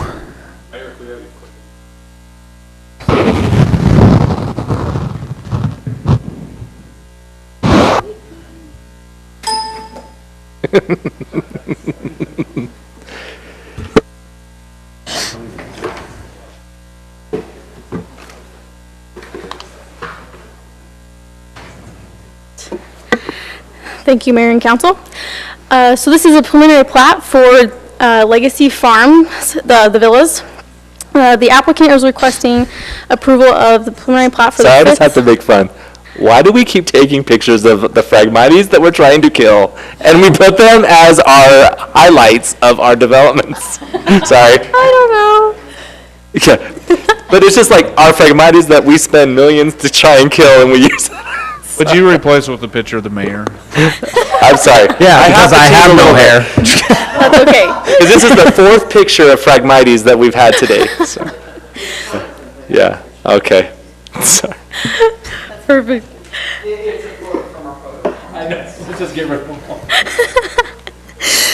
So this is the 5th phase of the Lacey Farms project called the Villas. It's located in the middle part of the city, closer to the lake. If this will go. Okay, just a close-up on where it's located. North is up in this picture.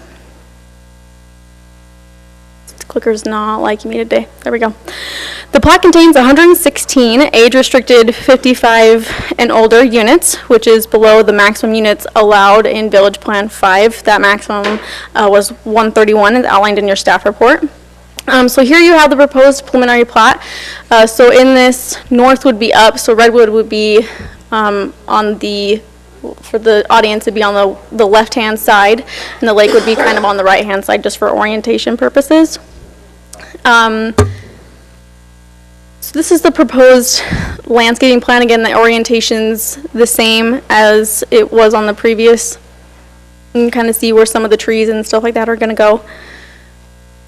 So here's the site plan and the proposed fencing. So one of the things that you'll see in your staff report is a condition that the amendment to the Village Plan 5 be done. So part of that amendment was, let's see if the mouse will work from back here. So the community plan essentially has solid fencing along the front, but the village plan shows semi-private along the front and then along this side. So essentially we're just updating the village plan to actually match the community plan.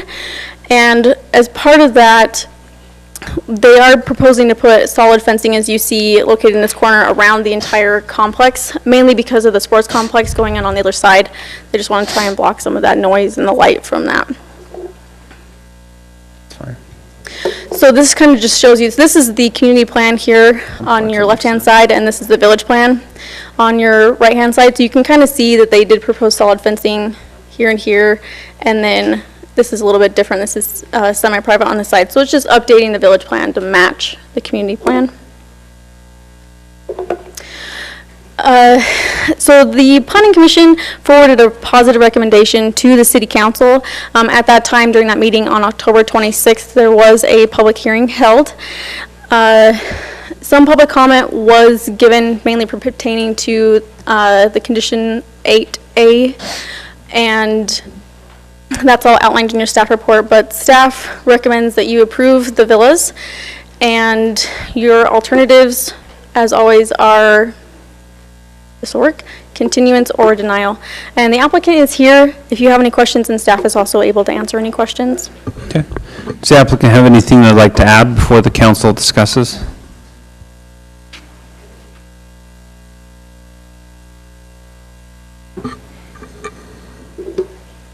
Okay. Is the applicant here? Okay, yeah. We weren't sure. Thank you, Gordon.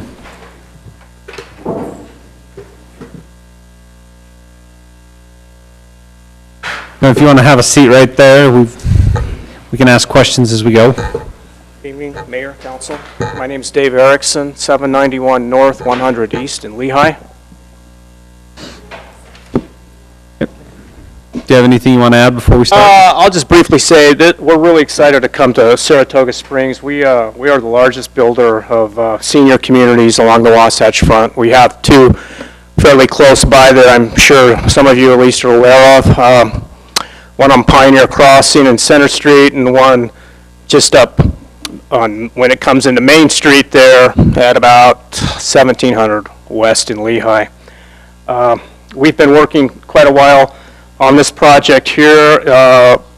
It's in compliance with the Village Plan 5 and in full compliance with the community plan. Like Kara said, we're barely over the minimum in terms of density, just over 5 per acre. All of our homes are ADA adaptable. We don't believe there'll be a step in the whole project. We design our communities for seniors. Most of the residents of our homes already live in the community, and they're just trying to reduce the amount of work they have to do. And in the particular case, I think, of Saratoga Springs, with all the young families here, we are bringing in the babysitter to the project. That's not even a joke. That's really the part of the reason that... One of my questions is somebody who wants to move in here. So there's a need for these types of communities. I think we all recognize that. I think it's 10,000 folks a day turn 65 right now. We're right at the top of the wave in terms of retirees hitting that time of life.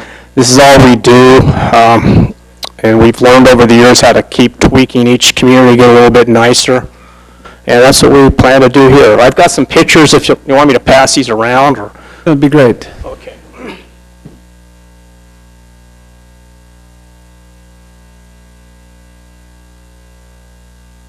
One thing that's important in the community plan, I guess I'll mention, is the way the Legacy Farms was set up was mixing the look throughout each of the communities while maintaining kind of a cohesiveness, and we're kind of excited to do that specific idea in this project. We'll be mixing up brick homes and rock homes, and you can see sort of the representation of what that's our project in Pleasant Grove and our project over here on Pioneer Crossing, and we anticipate doing a similar type of thing here. With that, I'll take any questions. Councilwoman Barch? Thank you, Mayor. I have several comments and questions. So first of all, thank you for not maxing out the densities that you're allowed. It's always appreciated by the residents, and it also creates a better project, so I really do appreciate that. Kara, on the staff report, there was a comment that not everything was on the village plan, and that it was some in the community plan. So besides, I believe it mentioned that we were changing the village plan for the fencing. Was there anything else that we have to change the village plan for besides the fencing? Sorry, that was confusing. Does that make sense? Yes, and no. Okay. It's just the fencing. Just the fencing. Yes. So, because one of the comments was the thoroughfares specifically, that some of the thoroughfares are either in the thoroughfares are all either in the community plan or the village plan. And they should all be in both, right? They should all be in the village plan. So what thoroughfare is in the community plan but not in the village plan? Village plan was just more specific to that extent, so it just... so everything is, so it's and, it's not or? Yeah. Okay, I just want to make sure that we're not missing something as we're going through. Mm-hmm. Okay. Along those lines, as I was looking at the roads, the thoroughfares, and the fire lanes. This is something that I'm specifically going to direct to Chief on this, and I'm sure you've looked at this project, but this is a slightly different project than we've ever seen. I'm a little concerned, honestly. So I guess my first question for Kara, and then Chief can help me with this, is what is the width of those lanes that are considered the fire lanes, and what is the length of that? Give me just 1 minute to pull it up. No worries. As she's pulling those up, I can Please. answer that question real quick. In meeting with them, originally they were 20 feet. They actually widened them to 26 feet. Okay. And the crosshatched area that you'll see, all of that is reinforced concrete to support 75,000 pounds. So essentially that allows us to drive to the end of those crosshatched areas and be able to reach within 150 feet. So Snarky Me says, is that going to be marked on the actual pavement somehow so that the firefighters know where to stop? Just realistically, if there's not actually a line there, then the firefighter's not going to know that this section is reinforced and this section isn't. And I actually wanted to have that conversation with the developer, and that I think a sign would be appropriate, just end of emergency vehicle travel or something like that. And is that area also going to be limited so there's no parking within that fire lane area? Yes, that is correct. Yep. Okay. So normally in our fire lanes, we have hammerheads at the end, or we have a cul-de-sac at the end where the fire trucks can turn around. So we're going to have our fire trucks backing up? So we'll have to, if need be, we'll have to implement our backing policy. Procedures Okay. to. It's just an unusual situation. We don't normally do that. Normally, we require hammerheads and things like that. And not to be rude, but the calls to this neighborhood Are gonna be more. higher. Yeah. I mean, I've actually been on a call with our fire department when we went to the Lehigh Main Street facility, and it was very crowded, very, very crowded. And I think, and I don't know how the Lehigh Main Street facility is designed in comparison, but we've had that discussion about on-street parking. They've provided parking spaces throughout the development to encourage visitors to park in those spaces rather than on the streets. Okay. There are very, very few that are just around the clubhouse, unless I was missing others, but I only saw guest parking around. Right. So. And each home has a 2-car garage and room for 2 more cars in front of it. Okay. And remember, no one comes here except Sunday afternoons and Mother's Day. Thanksgiving, too. Awesome. Okay. Well, that's, in terms of traffic, general traffic, I think we average 1.3 cars, and our folks do not need to go anywhere at 8 in the morning like everybody else, and so the traffic generated in our communities Except for our volunteers. Except for the volunteers, and we want to have plenty of room for them, but, yeah, those are all legitimate questions. I don't recall that we've ever had a problem with emergency vehicles getting packed in there. Yeah. Okay. And I've got to find on condition 8, thank you, Chief, that's what I needed from you. Appreciate that. On condition number 8, there's a note that we need to add language to the, and I'm trying to find where it's at on my page, I'm sorry, I just kind of messed it up a little bit. Well, I have it actually written in, that's why. Okay, so condition number 6 mentions that a plat note will be added saying this near facility uses sports lighting. I'd actually like to increase that a little bit. First of all, it needs to be on the actual titles as well, so that when the homeowners are going in and signing their titles, they know and they're signing right there.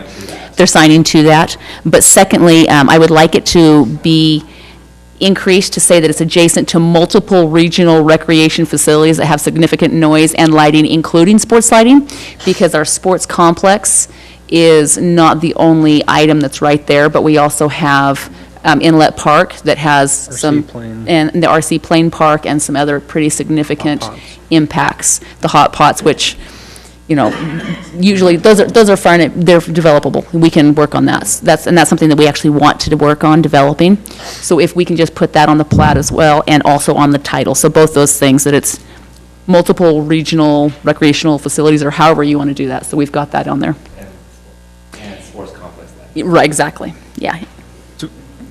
You look like you got a concern. I'm not sure how you put it on the title. It's, When I signed all of my documentation at the mortgage company 17 years ago, when I went into my house, I had a specific paper that they made us sign stating that we were close to Camp Williams and that we were close to the mink so farms. you want a separate document in the closing package? Yep. I don't think that'd be a problem. And In it goes- fact, it saves us problems with the HOA. Exactly. I mean, we're all about trying to keep everybody up to date, informed. Yeah. You know, we've just learned over the years, it's just, you know, we're trying to do everything we can to avoid any complaints down the road. Well, and then it also, when you sign it as part of your title. Yeah, then you're on notice. It follows, you know, the house, and whoever owns it next has to do the same kind of thing, so they know what's coming in and what's happening. Exactly. Okay. So my next item, lighting-wise, you've got some lighting on the clubhouse. Is that going to all be down lighting on the clubhouse? I'm probably not the best person to answer this lighting issue. I don't know how this lighting issue became an issue. Okay. We'll do whatever you want. Okay, so just, the biggest thing is just that it's down lighting, it's not up lighting? Yes, I'm sure Which I'm that sure is fine. Okay. We've reached that point, yes. And then the other part of that is that, and you'll have to work with staff on this, but we do have some dark sky ordinance that requires things to be dimmed, turned off at certain times, and I don't know how that works with clubhouse versus normal type commercial stuff. So this is kind of a commercial almost use within the residential. So work with staff on that and For figure that one out. whatever it's worth, our pool is not open at night typically, but we'll have parties at Unless you're night. reenacting so- Cocoon, that doesn't usually happen, so. Clubhouse will be used. It will be, And the so- barbecue will be used, so Right. it will be But I'm lights. sure you have hours too. I'm sure you're not going to let them party at 2 o'clock in the morning. Our parties end at about 7:30 typically. Except for on Thanksgiving and, no. just kidding. So just something to look at. And then also for the lighting, that's there was a condition in there that they have to add the decorative base. Does it meet all the standards once that decorative base is added, all the design standards? Yeah, and that's only for 3 of the lights. All of the other lights are compliant. So it's not a problem, okay. So my final one, and this may be a big one, but for various reasons, I am aware of some sewer lateral issues. And so I want to make sure that the applicant understands that we are following the International Plumbing Code, and that sewer laterals cannot cross under somebody else's property. So you need to make sure that you follow the building code, the plumbing code, and that, and our building department will make sure that that happens. So just so you're aware, make sure you plan ahead. Well, I need to talk about that perhaps. We have our engineer here as well, but we've built now, I think, 1,500 of these homes. And obviously, they're pods of 4, so you have 2 on the street, you have 2 behind them. Our design of our sewer has been accepted in every city, and we went over that in this city, and I believe we have approval on our design, which we feel, and we have, this kind of comes kind of as a shock at this time, where we have dealt with this issue in other cities that had, they were a little iffy on our design. We feel very strongly that our design is a superior design to separate laterals for a couple, so basically, I don't know how much you want to get into sewer design here, Go for it, I know it. but essentially what we have is one main, again, it's our sewer, I should preface everything, it's our sewer, the HOA sewer, until it hits the main line in the road, okay? Once it hits that line, it's your sewer. But until then, it's the HOA's. The HOA is responsible. It's clearly set forth in our CCNRs. There's no issue there. However, we are a little bit unusual, but our design is a superior design for a couple of main reasons you need to think about in our situation. A lot of our residents are not lived in full-time. So they'll live there part-time. They'll be in St. George part of the year. So they're not used. All of the units are not always lived in necessarily.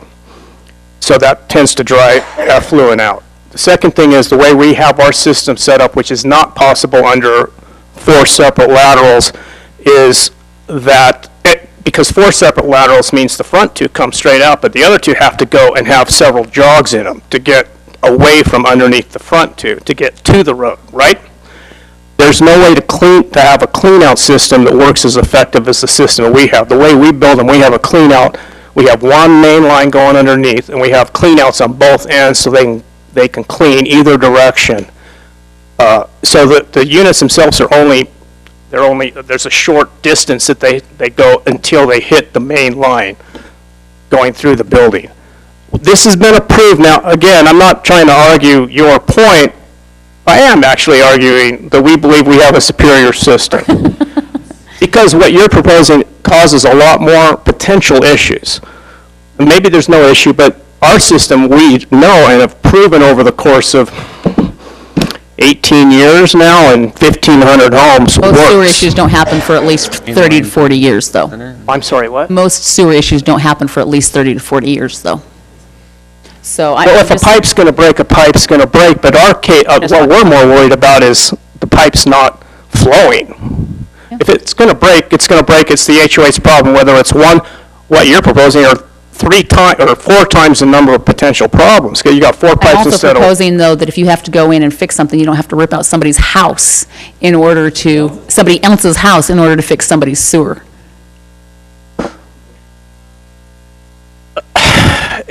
Well...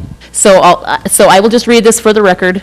The International Plumbing Code says, this is 701.3, separate sewer connection. A building having plumbing fixtures installed and intended for human habitation, occupancy, or use on premises abutting a street, alley, or easement in which there is a public sewer shall have separate connections with the sewer where located on the same lot. Multiple buildings shall not be prohibited from connecting to a common building sewer that connects to the public sewer. These are located on separate lots. They are separate lots, that's true, but my recollection of the code, and I'm no plumbing expert, but we did spend a considerable amount of time when we did this exact issue for Harriman City.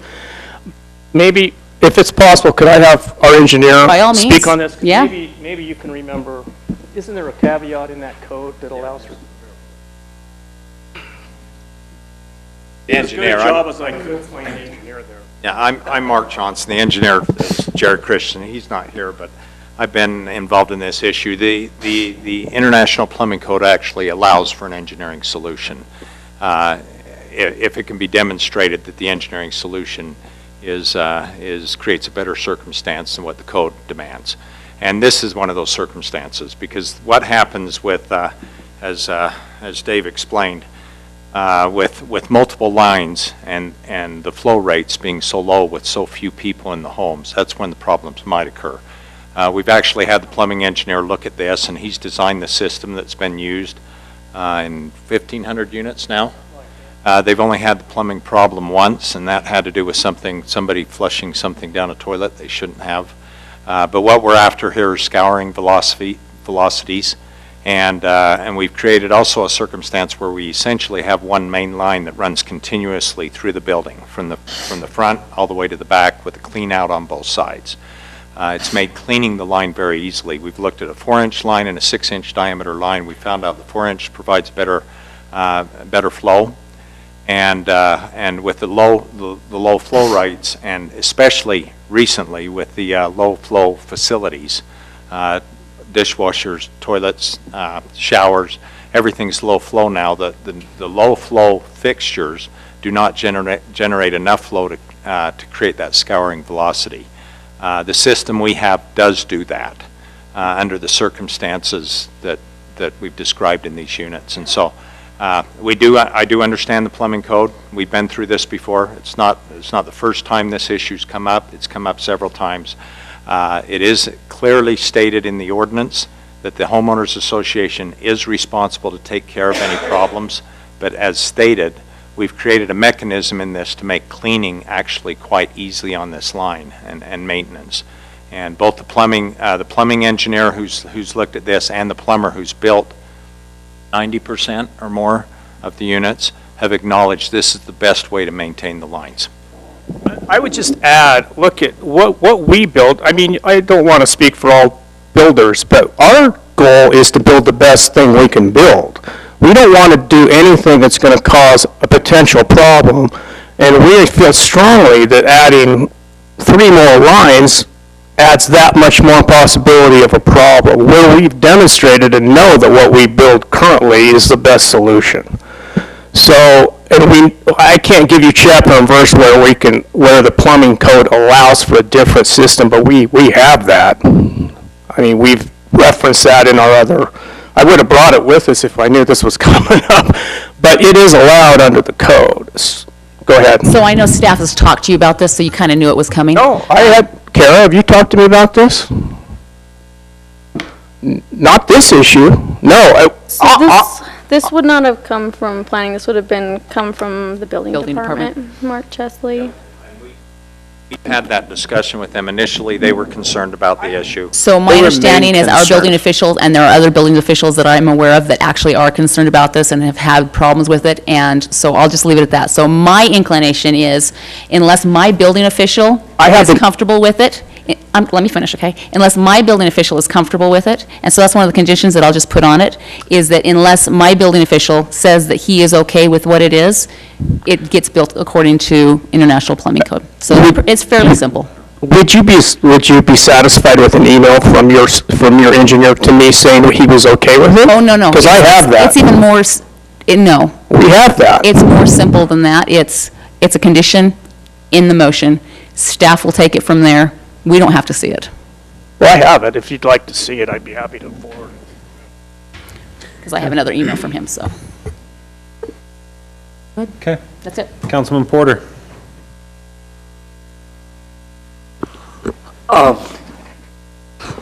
I think that we've covered quite a bit on that. I don't have any additional concerns. I do tend to agree with Councilwoman Barsh that I would at least like our professional opinion to weigh in on it. Not that I don't trust your engineer, but you know, second opinion is always a good thing. And so if our building department's fine with it, then I don't see a problem with it. But if they're not, then we have to come to some sort of solution. So I did have a comment, and 20 minutes ago I had a comment and I'd forgotten what it was. Sorry. So, no, but back to you. I think that I'm glad you're bringing this type of product to our city. It is something we need. It is something that I think will do very well. As was mentioned, you know, I someday hope to be availing myself of babysitting from somebody living in a place like this. So, yeah, you know, as far as that's concerned, I think that it's a great product and it fits a need that we have in our city. So, and thank you for not maxing out your density. That's also something that is very much appreciated. So. Okay. Councilman McComber. So I have a couple questions. When you see the conceptual allotting plan, it shows the linear park that continues from Legacy Farms. In terms of phasing, is that going to be done at the beginning when they're first starting? Or when is that getting done? Is that ever going to be done, or is it going to just stay rough grass? Are you talking about the linear park to the south of this Legacy, yeah, the project? south that connects it to Old Saratoga Road. Yeah, so that part of the project is being done with Village Plan 4 through D.R. Horton. So I don't know the timing on that, but that's done with a different. Yeah, and I understand that, but I guess Okay. if it's going to be done roughly the same time, then I'm good. I just don't want these residents calling and complaining about the weeds growing into there. So it is part of Village Plan 4, Plat 4D, which I'll be bringing in next week to be recorded. We've done the improvements, and those landscape improvements are slated for the spring. So it'll be pretty much simultaneously, Summer. There's still roughly. a lot of that linear park, so we still need to do Phase 3A along Legacy Parkway. So that pot of 3 and then the neighborhood park will all be done. this next. And then coming this season. connect. So it'll all be roughly, I just didn't want it to be a year down the road or a year and a half, because the weeds will get bad and then the Yeah. people will be No, complaining. we're going to get to it as quickly as we can, because To we get want to to it. be building it out as well, but landscapers are hard to come by. So if you know any, send them my way. To the argument, everything is getting more expensive and landscapers are raising their rates too. Yeah, They're way you busy. can't find a And The landscaper. immigration policies didn't help us this year. Yeah, no, we won't, yeah. But we like following the law, so. We'll just state that. Oh, we're good. So, does that answer your That was question? it, yeah. I just wanted to make sure that it was roughly the same time, and I appreciate that. I think your residents obviously were going to want to have that done, yeah. So, you mentioned, obviously, we've been joking a little bit today about the babysitting. Is there any plans to have any kind of little playground or something for when the grandkids come over? I see a pool, but have you ever Trying to done figure that? out a way to say this in a way that, I know. what we've learned, again, we're not that smart, but we really know how to do these communities. What we've learned over the years is that everybody loves their own grandkids and doesn't particularly care for anybody else's grandkids. You can read into that whatever you want, but we have the pool area, we have the theater, but we are disinclined to, through history, through experience, to put in any kind of, they have their splash pad and everything just up the way there if they want to play up there. But in our communities, we've learned that this is the best. Our residents like to recreate in a lazy boy primarily. No, and I understand that. And then I just want to make sure.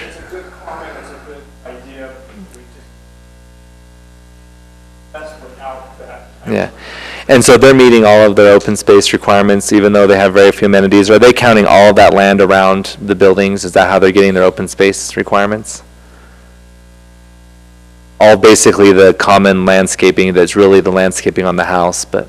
Yeah, so Legacy Farms, just the community plan's a little bit different. So whatever was, open space was outlined in the community plan is what they required. So there's not necessarily, from my memory, a percentage. It's just whatever was shown is what needs to be there, and they do have that. Okay. And then, and in terms of the solid wall, I have no problem with that, even though it does sort of go against what we typically try and do for view corridors.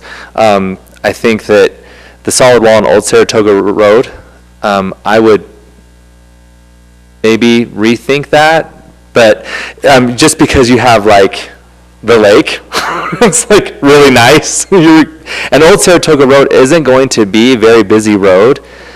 It goes into a private gated community, and you're basically putting up a wall and you're taking one of the #1 amenities for this development and hiding it.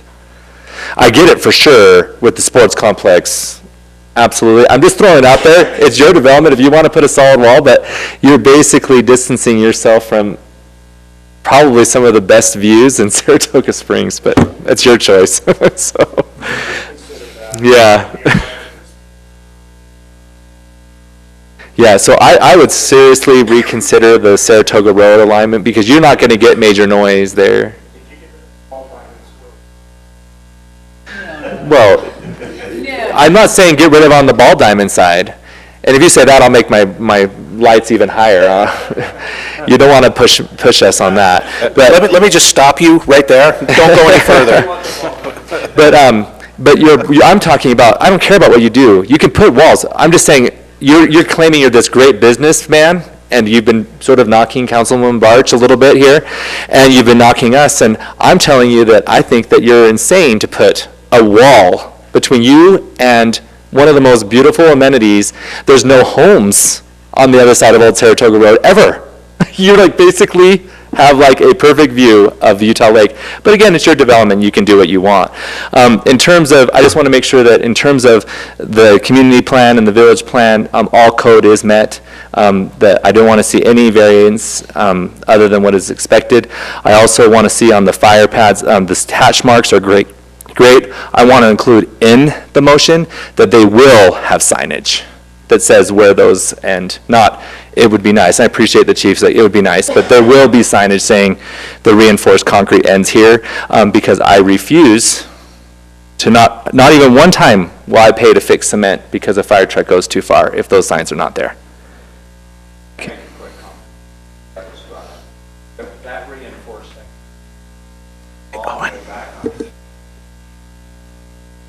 fire truck actually. So it goes beyond the, The crosshatched is the 100.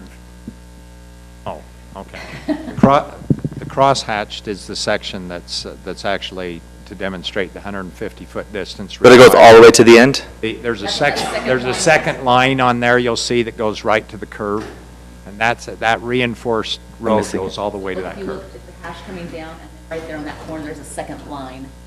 So on each one of these, we're actually. So it actually goes reinforced to there? Now, that driveway section will be the same section as the road section, all the Well, way to the curb. then I'll leave it up to the We'll chief. put a sign there, but I'm just. I'm leaving it up to the chief then, if your guys aren't gonna go, because you can still go 10, 15 more feet on the curve.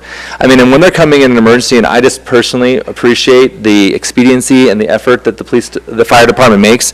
They got to my mom very quickly and tried very diligently to help her. And, talking to neighbors, they weren't worrying about, I don't want them worrying about how far they have to drive and taking another 30 seconds to make sure they don't go too far or not far enough, or they're down at the end of the road because they're worried they're going to go off and ruin some cement, and then they don't get to the person as quickly. So this is just, to me, why are we creating, we fight, you've worked and you've done everything in the last years that you've been here to reduce the response time. Why are we adding anything that's going to second guess a firefighter, paramedic on their response time? And so I really do want to see signs, and I think that it just makes it so that it's very clear, the fire department knows where they can go in there quickly, they can be done, they can get into the residents. I think that also just, for me, I think that one of the most important things that we as a council do is safety. And we want to make sure that this is a safe neighborhood, because there are going to be some amazing people who are going to live here. They're going to want to come because the Saratoga Springs Temple's coming. There's a huge draw and demand for this type of product. You're one of 5 senior communities that are currently being proposed to Saratoga Springs. And so I think that we just have to do our due diligence to make sure that we're meeting the demands of what this development requires.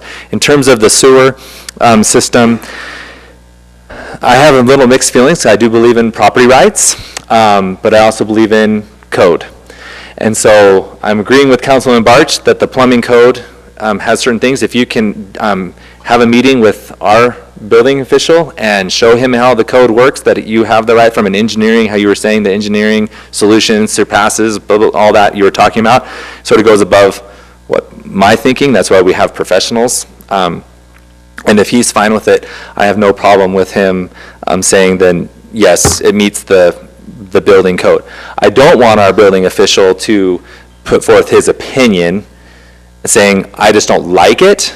And so I challenge Mark, when you're talking to them, I just don't want it to be, I don't like. If it meets the building code, the international plumbing code, and to your variances that you talked about, or it doesn't, because it's an individual property right, I don't love it. In fact, I sort of hate it, because I think you're creating bad neighbors. One thing that Councilwoman Barch was really doing, and what we've tried very hard, is to make good neighbors. So our fencing requirements, our setback requirements, our side setback requirements, all are trying to help us be good neighbors.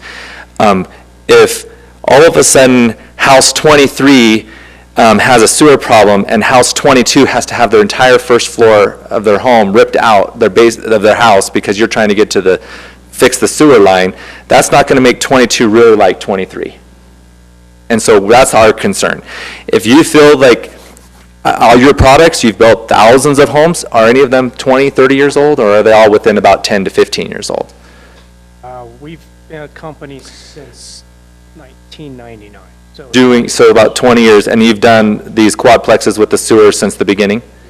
So you have about a 20-year, you're right in that sweet spot, about 10, 15 more years when you'll start seeing more degradation of sewer line. So again, private property, you have it, it's on the title. I think that it has to, you have the full responsibility. And so Councilwoman Barch smiles at me because she knows that I'm not supporting her 100% on this, but I support her on what she was getting at, is that the building, if it meets the plumbing code, and you take full responsibility, which you've already said you will. So then I'm okay with that. We will provide the engineering data we have before, and we'll provide. Yeah, just meet with him, and then there'll be a condition that he will meet with you, and then we don't have to see it again. So. Yeah. Councilman Wilden. I do appreciate that you're not shooting for the maximum density. It's 25 units on, 25 units off is, and if you can't tell, density is an issue here probably with every other city, but it's an extremely high, extremely controversial issue here. Appreciate, you know, in the HOA that it's clarified that there's no parking on the fire lanes. Support putting items on the title or a separate document, kind of you've already agreed to. And as far as the sewer goes, again, supporting Councilmember McComber and Barch, just meeting with staff and getting them to sign off on it as you demonstrate through your code and making sure it's not a personal preference like Councilman McComber already stated versus it's meeting code. And similar, I'm okay with the private fence, but if you change your mind, we'll give you an air high five and you can Actually, move forward with it. Staff, you can actually make that change. Because I would send that a minor amendment. Right, well, that's what I mean. You wouldn't need to bring it back. I think I've addressed everything there, so. Okay, Councilman Podeska. Just so that I'm clear, in the event we would elect to change the fence, we could, right, but we could keep part of it one and then. Yes, you can have a solid fence on the North side. and then and the corner you can change it. I mean, because you're, from my standpoint, you're improving it, so and it would fit in with code as a minor, but even if we didn't have that minor provision, I'd be happy to delegate it back to staff. Councilman Podeska. Well, it hasn't been said. Just where do you stand on those? Yeah, exactly. So yeah, going with the first item about the sewer lines, I'm a little bit more with Councilwoman Barch on that one. I'm just uncomfortable having sewer lines going under a house that if they ever have to be repaired in 30 years or whatnot, that is, yes, I know the HOA is responsible, but I just don't want to see that responsibility put on them. But with that being said, again, if our staff is good with that after reviewing everything, then it's just a personal preference there then.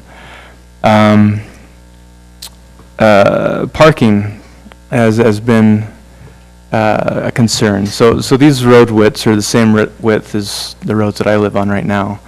And when there's cars parked on both sides, it's a one-lane road coming through. So I know there's not a lot of visitors, but seeing that there's 4 complexes right across from each other, that's where it's like, you know, holidays, if people come and visit, that's leaving just basically one car that's outside of their parking lot, or their driveway, sorry. So, yeah, what have been the situations in your other developments as far as when it comes to holidays with Well, we have a non-traffic? variety of different types of road designs, and most of ours don't have, well, maybe about half and half have off where you can see interspersed throughout the community. We have guest parking. We've never had even on the ones that we have not had those off-site parking areas, we've never had a parking problem. I mean, the only time really there's a parking, I mean, you have a confluence of parking would be at a wedding or maybe a funeral party or something where you have a lot of folks coming at the same time to the clubhouse. And then you might have a little parking down the streets. We've just never experienced it because there's room in front of the homes for, you know, 2 cars there, and because of the type of development, it's not like a normal subdivision with all the kids and their teenage friends showing up. It's just, even if you have a group of people coming to visit one or 2 or 4 or 5 people, you still have so much more folks around that don't have visitors that we've just never had the issue. Okay. I don't know how to address a situation that we simply have not had, to my knowledge. Okay. No, I mean, it's gone through our planning commission and most importantly, the fire department. Because, I mean, if there's cars parked on both sides, can the engine still get through on those turns or whatnot, or backing up? So it's really congested there for the safety issue, as Councilman Cumber is bringing up. But again, if it's passing everything, then, you know, I'm not going to stop Councilman, that. frankly, I would say we have many projects with tighter road designs than this and haven't had a problem. This is actually wider than a lot of our designs. Many Salt Lake City County facilities now are.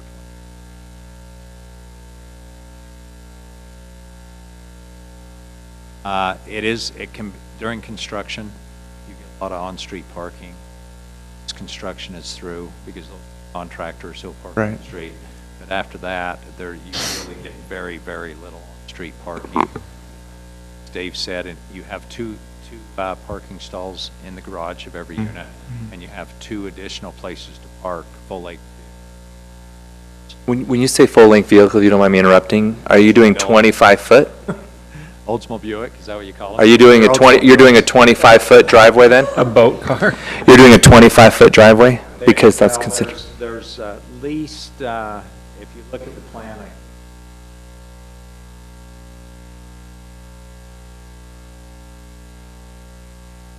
surface. So is that the private driveway going in addition to the? Sorry. So are you including the private driveway going in, or just the actual driveway in front of the house? That's the actual driveway in front of the garage door. 20 feet. 20 feet, okay. I can't remember the exact number. Then you got the private driveway. And then you have their back of their pickup truck going into the driveway a little bit, if it's, because I don't even think that does it. 25 feet is a standard vehicle. Yeah, I've got an F-150, you know, larger style of it in the, I've seen it around 23, but I back in for service all the time and don't have. There should be no portion of the vehicle sticking out into the driving lane. That'd be great, thanks. Let's see, then as far as the fencing, yeah, I'm fine with it on the north side, with it there. Again, if you wanted to change it on the east side there, to take advantage of those views, that would be preferable. I just had a quick question. For staff, is this passing the sight triangle for the corner there of Saratoga and 4th? No.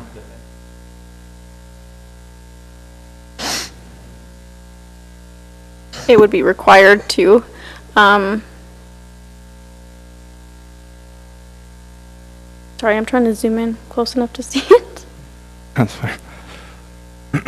Make sure that you make that. Yeah. The site triangle. Just that sight triangle, yeah. It's called out on the landscape plan. We don't even have. Okay. Yep, there we go. That was And So look at this idea around. okay. Oh, that's better. Yeah. Yeah. Okay. And then, let's see, last item.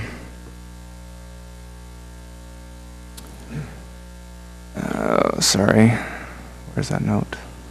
Oh, so is this, I was reading something about the frontage improvements also need to be installed this phase. Has that been ironed out, or?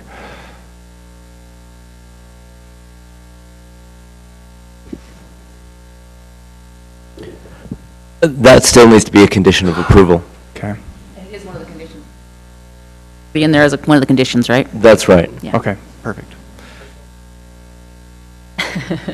Okay, that's all I have. Oh, I just wanted to mention that I am excited for this product coming in.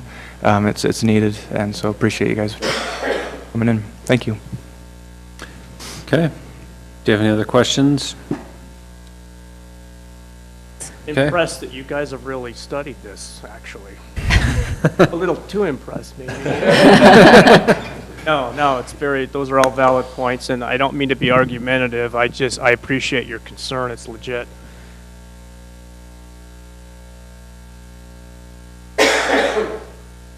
We need to take action on this? Yep. Oh, yeah. Then I will entertain a motion. Okay, yeah. I move to approve the villas at Legacy Farms preliminary plat with the findings and conditions in the staff report, adding condition number 9 that the building officials sign off on all sewer lateral, on the sewer lateral system plan, adding also condition 10 that appropriate signage be placed indicating the fire lines and that no parking is allowed in the fire lanes. Do we need to do anything with the fencing, or is that in the conditions already? Oh, yeah, that's right, we're going to add that, sorry. And number 11, that we allow the applicant to work with staff if they desire to keep the east side as semi-private fencing. Anything else? And the tweak that Councilwoman Barsh would like to make to the note about the lighting. I'm so sorry, thank you. Also, condition then number 12, which would be, Well, just one change. oh, sorry, it's a change to item 6, condition 6, thank you very much. That the note be not just added to the plat, but also to the titles, that they are adjacent to multiple regional recreational facilities that will have significant noise and lighting, including sports lighting. I'll second that. Okay, I have a first from Councilwoman Barch, I have a second from Councilman McComber. Any further discussion on the motion? Okay, Porter? Aye. Barch? Aye. McComber? Aye. Wilden? Aye. Podeska? Aye. Motion passes unanimously. Thank you very much. Did you get your other, where'd the other drawings go? His? Oh. Okay. We have the Harvest Village final plat. Lynn Anderson applicant.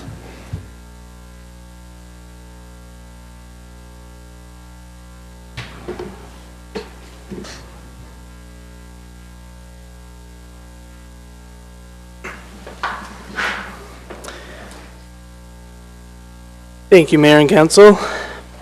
This is a final plat for the Harvest Village Townhomes within the Harvest Hills PUD. And as a brief review of the history of this project, it was first approved in 2008 with 118 condominium and townhome units. A major site plan amendment was approved by the Planning Commission in February of 2017. And they also approved at that time building elevations and gave a positive recommendation for the preliminary plat. And that preliminary plat was later approved by the City Council on March 21st, 2017.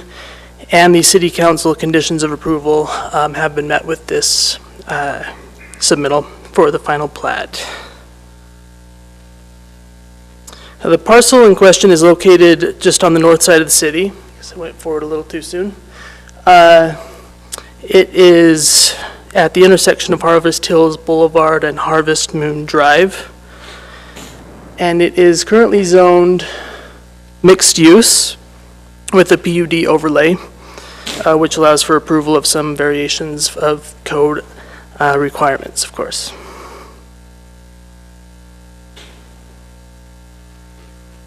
This is a close-up of the final plat showing the general layout of the development. The mixed-use zone allows a maximum residential density of 14 units per acre, and the current plans propose 94 units on about 7.8 acres for a net density of 11.95 units per acre.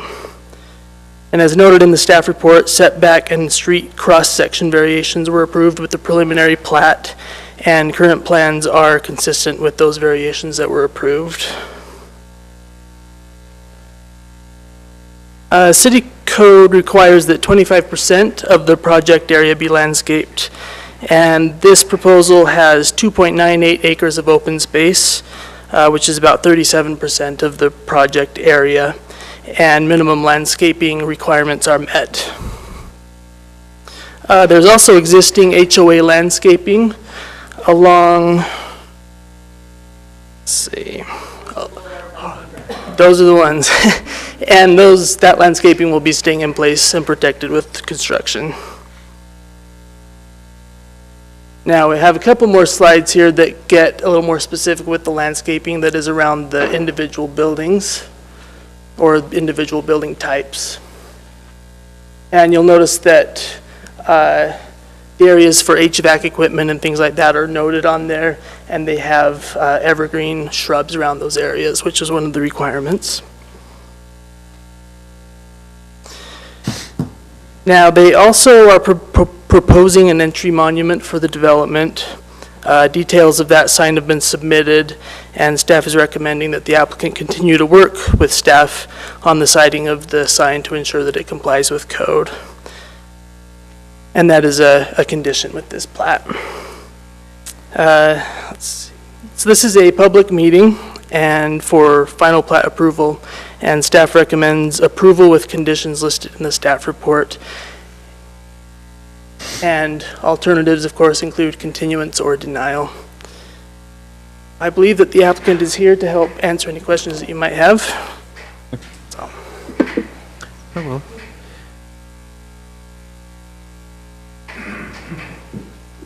If you want to have a seat, you can. I'll make around. After that last go around, that was a little, could have been a little offensive. I'm getting close to that. They got a spot for you, I think, so. Okay, do you have anything you'd like to add to that before the council starts discussion?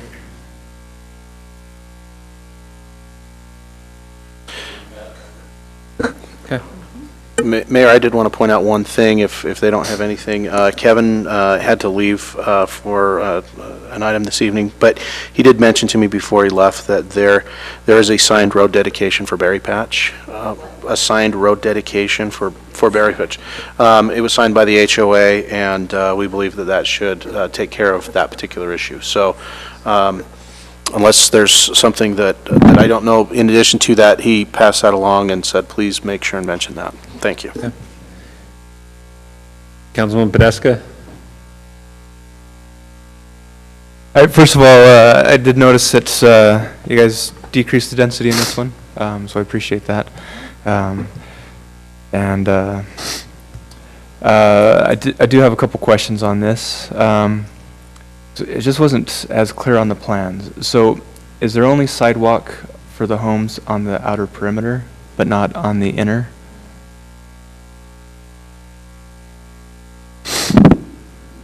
Steve Anderson, 2053 North Hillcrest Road, Saratoga Springs. There are sidewalks on one side. The approved cross-section shows sidewalks on one side of the road. On the interior side, the sidewalk goes in behind the homes. Okay. The open space there. And then what is the length of those driveways to the street, particularly the ones that don't have the sidewalk in front? They all meet the 20-foot. Or 20 foot? Okay, yeah, again, I have, similar to the last one, similar concerns with the driveway length. Especially with this product, there's very limited, if any, street parking, because you're parking in front of someone's driveway if you're parking on the street. Basically that's all that lines the street there. So with this not being like the last one we just reviewed, that 55 plus community, there is going to be more parking from the families and those that live there. So that's a concern. Just wanted to, last item was just the trees being removed from the site triangle. Just making aware of that. And that is, that's all my comments on that. Concerning the trees, they were moved back, so they're outside of that. Okay, so that's already taken care of? Okay, perfect.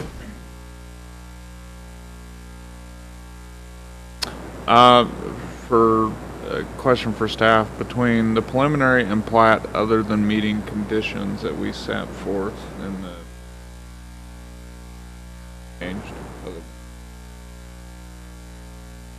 I don't believe there definitely haven't been any major changes. The layout is the same. They, of course, went with the access onto Harvest Moon. A berry Yeah. patch? Thank you. Which was one of the Yeah. conditions. Mm-hmm. It remind me, why is then the final plat, is it the PUD? Yes. Right. I'll be glad when those are done. In the future, we won't have final. Well, I mean, that was my initial response. Typically, we don't see a final plat. Well, that, and I believe we also have to give the variation on the setback on that one unit that's up against Berry Patch because of the access. So there is a little bit of a change, but, and I don't know if that's normally something that would be handled by staff or not. That could have been. But, yeah, and anyway, typically, we don't see it unless there's some type of significant variation, so that was the reason behind my question. We spent quite a bit of time on this, and we appreciate you working through that, and this is significantly low per density than what was originally presented to the residents, et cetera. So thank you. I've already beat you up, so good job. No, you met all the conditions. You got the access. I'm so happy because it just makes so much more sense to have it through Berry Patch, and I just think that it's going to, again, create better neighbors. So thank you. So I only have a couple of questions. What did you end up doing with the fencing along Harvest Hills Boulevard or along Harvest Moon Drive?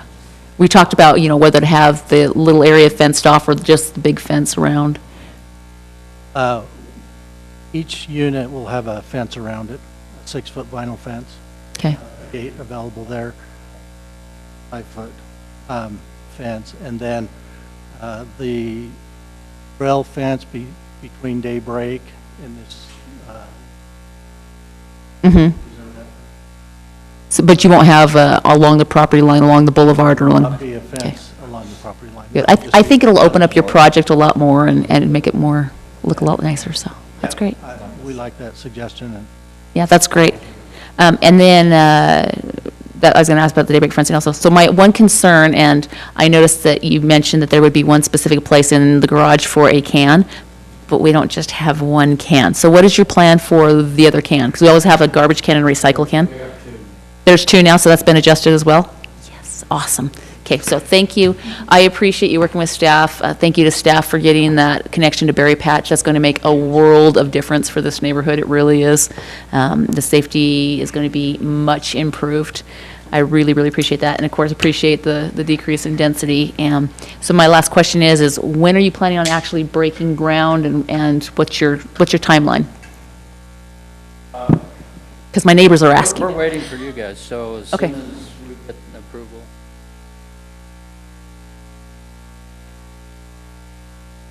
Planning on breaking.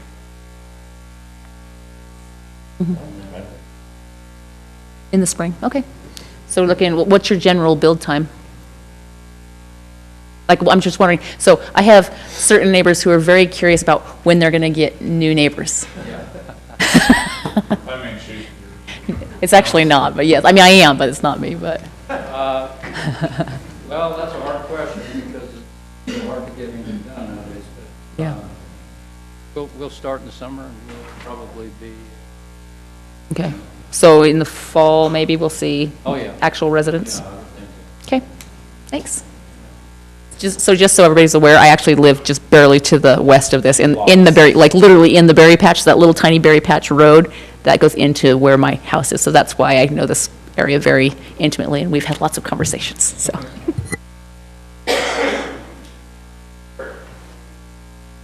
Well, I'll just reiterate that grateful for the density decrease, and also grateful to you for working with the HOA and everything to get that Berry Patch access ironed out. That's, I think, the best solution, really the only solution. The question about the parking space in front of the garages, does the 20 feet meet the code requirement for this? It does, yeah. It does, all right.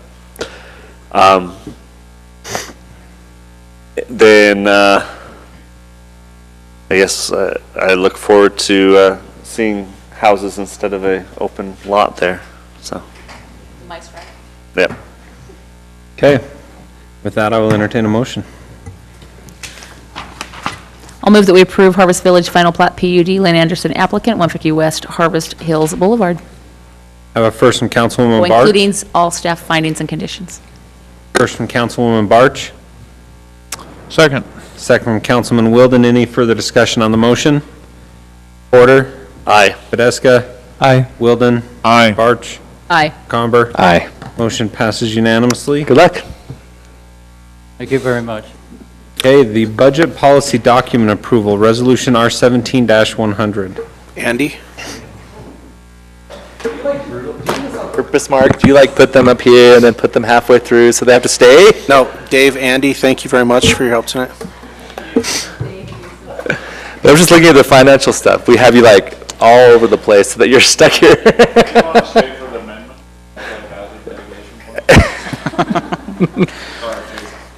Sorry. Not, yeah.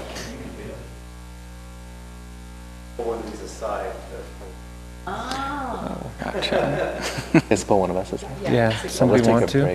break. Yeah, we'll take a 5-minute break so you're not stuck here for 2 more hours. Who do you want to pull aside, though? Because if it's me, I don't want to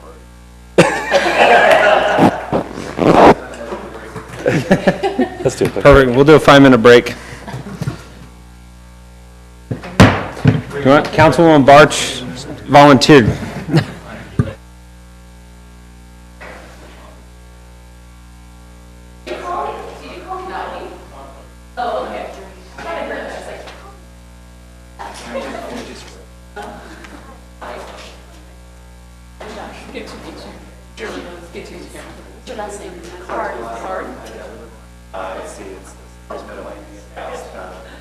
Yeah, so are you related to Lynn?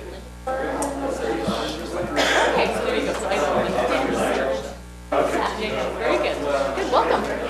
You stuck around for a long time, I'm impressed. I haven't been here.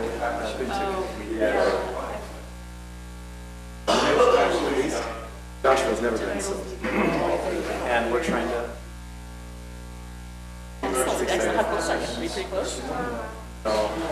Wilden?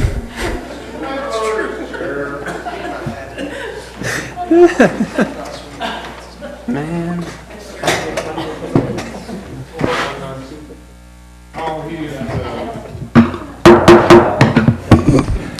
Yeah, we'll take that now, too.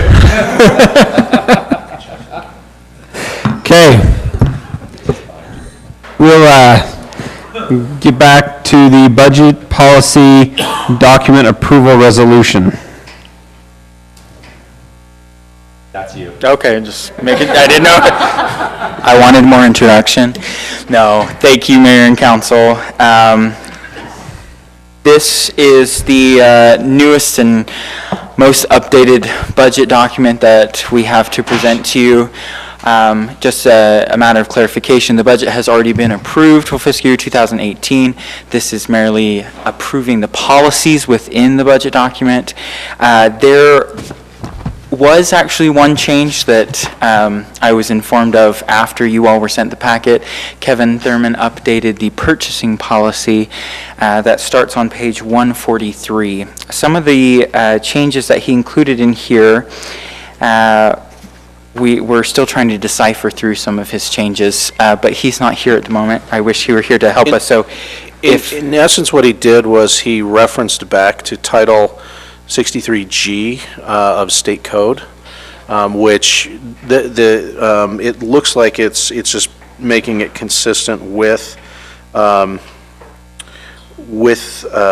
policy. What we did was we kind of updated the calculation section. So in the budget document, like if you get down to section I believe, it's showing that, as of 2003, this is the state code, and then it inflates. And so what we had Daniel do was actually show what it actually is for this year, and make those kinds of changes. Kevin's on page changes, 145. let's see. Mark, can I go ahead? Continue. On page 145, section 9 and then II and the number 1 underneath is specifically what he's talking about. There's one sentence at the very end that says this current year, fiscal year 2017, would increase the bid amount to $166,000 in the aforementioned calculation. So the state has a based off, they set a number, $125,000 for the current year, and then based off of the CPI, they increase that number, and based off of the CPI, it was around $166,000. For public works projects. And that was according to state code. We just wanted to specify it in there. We'll update that every fiscal year from now on so that it's updated in every code. Other than that, he did kind of... There was one additional change. There were a couple, actually. It's under general policies on page 144 under B. And item number 3, I see that purchases is misspelled, but we can fix that. But It's okay, you're a numbers guy. exactly. Yeah, I can get my numbers right, but the spelling, you know. Purchases costing more than $5,000 but less than $40,000, that has been increased. In total shall require a minimum of 2 telephone bids. And then in number 4, excess of $40,000 must be awarded through the formal sealed bidding process. And then I think that was the only other 2 changes that I saw in here. So that would increase the expenditure. That would increase the expenditure amount. That would just require a telephone bid rather than the formal sealed bidding process. And so with that, the formal sealed bidding process, you typically would be required to award those unless it meets these thresholds. So Daniel, the other item, by upping that to 40 under B, under 8, it still requires that all contracts over 25,000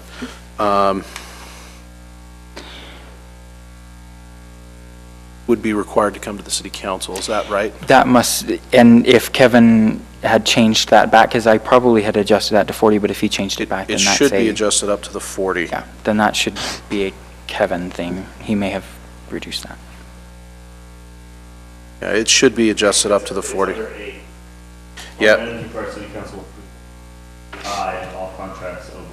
In essence, what we were trying to do was whatever the state minimum, or that state number was, which is which is where we're shooting for, which is the 40.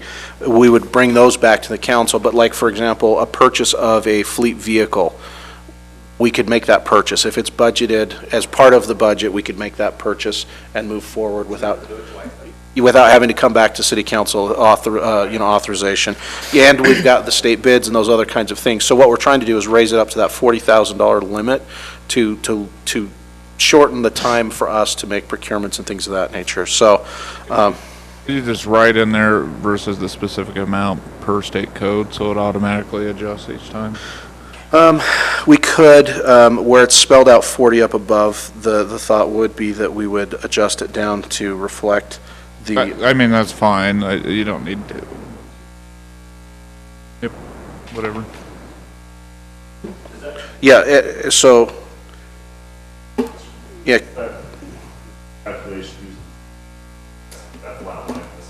Yes, yeah, it is based off of state code. They require that, and I need to see the red line to see the exact code where it's located. So Kevin just texted, apparently he's watching. Hello, Kevin. Hi, Kevin. And he's basically saying that his changes were designed to give me more authority, not less.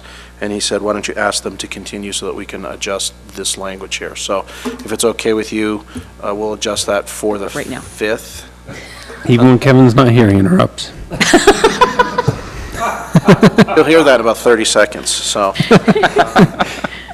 Again, I can't, and I apologize because the whole section appears to be. It makes sense. And then redone, so it's not very. It makes sense, so. Can I do it? Yep. Okay, I move that we table the budget policy document approval resolution R17-100 dated today until staff makes until the December 5th meeting, until staff makes those changes. Okay, I have a first. Second. All in favor? Aye. Oh, do you have a? What? Oh. All right. Any other further? Oh, what would you? No, I just want, there was some other things that I want to talk about, but we can talk about it after the motion anyway, if that's allowable. Yep. Sure. Okay, all in favor? Aye. Aye. Motion passes unanimously. Wilden, you had issues? I wouldn't say issues, just page 157, it talks about benchmark cities. That doesn't seem to align with anything else. I would just ask that, is it references, here's the benchmark cities we used to do the compensation analysis, and we used all cities. Yeah, it's just old language. I maybe pull it out of there and just maintain it in a separate document or something like that. Page 157? Let's. Okay, I'm 2 pages off. Okay, sorry. Just trying to follow. Well, it's 157 on the PDF. Oh, okay, all right. Yeah, but those benchmark cities like 1 through 12, just, I don't know. I think we need a broader discussion. Is we use different benchmark studies for like the general plan and this. We ought to just come up with one standard set, and I don't think we need to maintain it in this document, but. Okay. Yeah, just reference as approved by council or something like that. Yeah, so. We did not use just this set in the compensation. And I apologize, this benchmarking is dealing with performance indicators that are found in the appendix, and it's not referring to the personnel policy pay plan. So again, you know, we can clarify that for the 5th. These were more for the statistical section, the analytics that we're using in the statistical section. Okay, that's fine. The other thing is just a broader discussion. I've already spoken with the mayor and Mark around the performance goals. I would like at the annual retreat for us to go over those, have them say how they're performing, and then have them present like a root cause analysis if they're not meeting their goals. Is number one, the goal unattainable? Because some of them are set for 100%, so you're set up to fail. But maybe that's reasonable. And then have like multiple options of how they think they can resolve it. Because I want to see every option as well. We can hit this goal if we say increase staffing. Maybe that's like 1 of 3 options or something like that. But I think there needs to be looking at, can we improve efficiency or other things like that. Does that make sense, Mark? Is that kind of what we discussed earlier? Yep, happy to do that. Yep.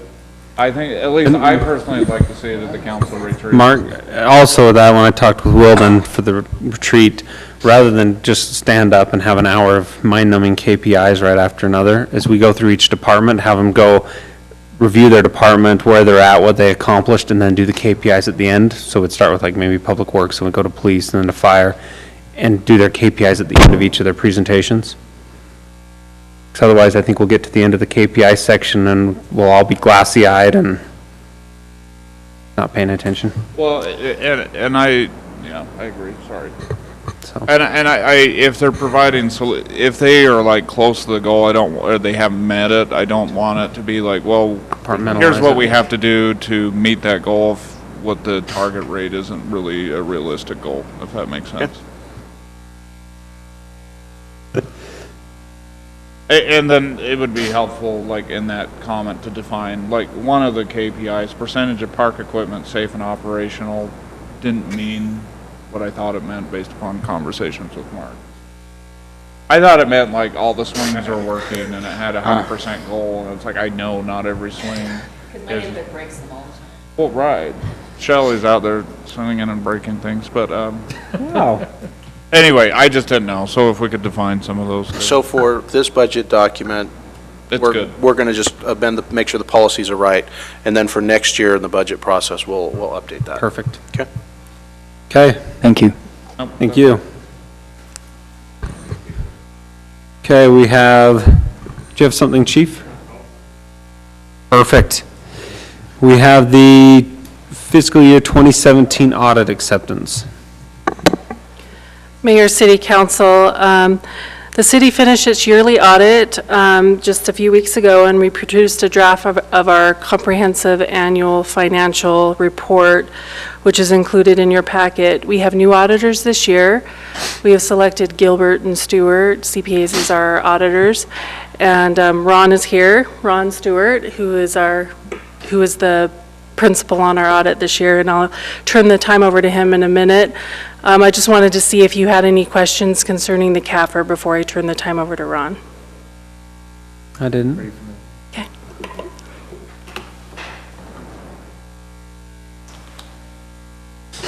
Good evening. Good evening. My name is Ron Stewart. I'm a partner with Gilbert & Stewart CPAs. We were contracted to perform your audit this year. Just a little bit about us and our firm. We were started in 1973 with 2 partners in Provo. Now we have 5 partners, a staff of 25, and offices in Provo, American Fork, and Heber. We have over 40 years of government auditing experience, and have 1 partner that walked in the first day the firm was started and is still there. And it's nice to walk down the hall and talk to him every once in a while. He's got a lot of experience.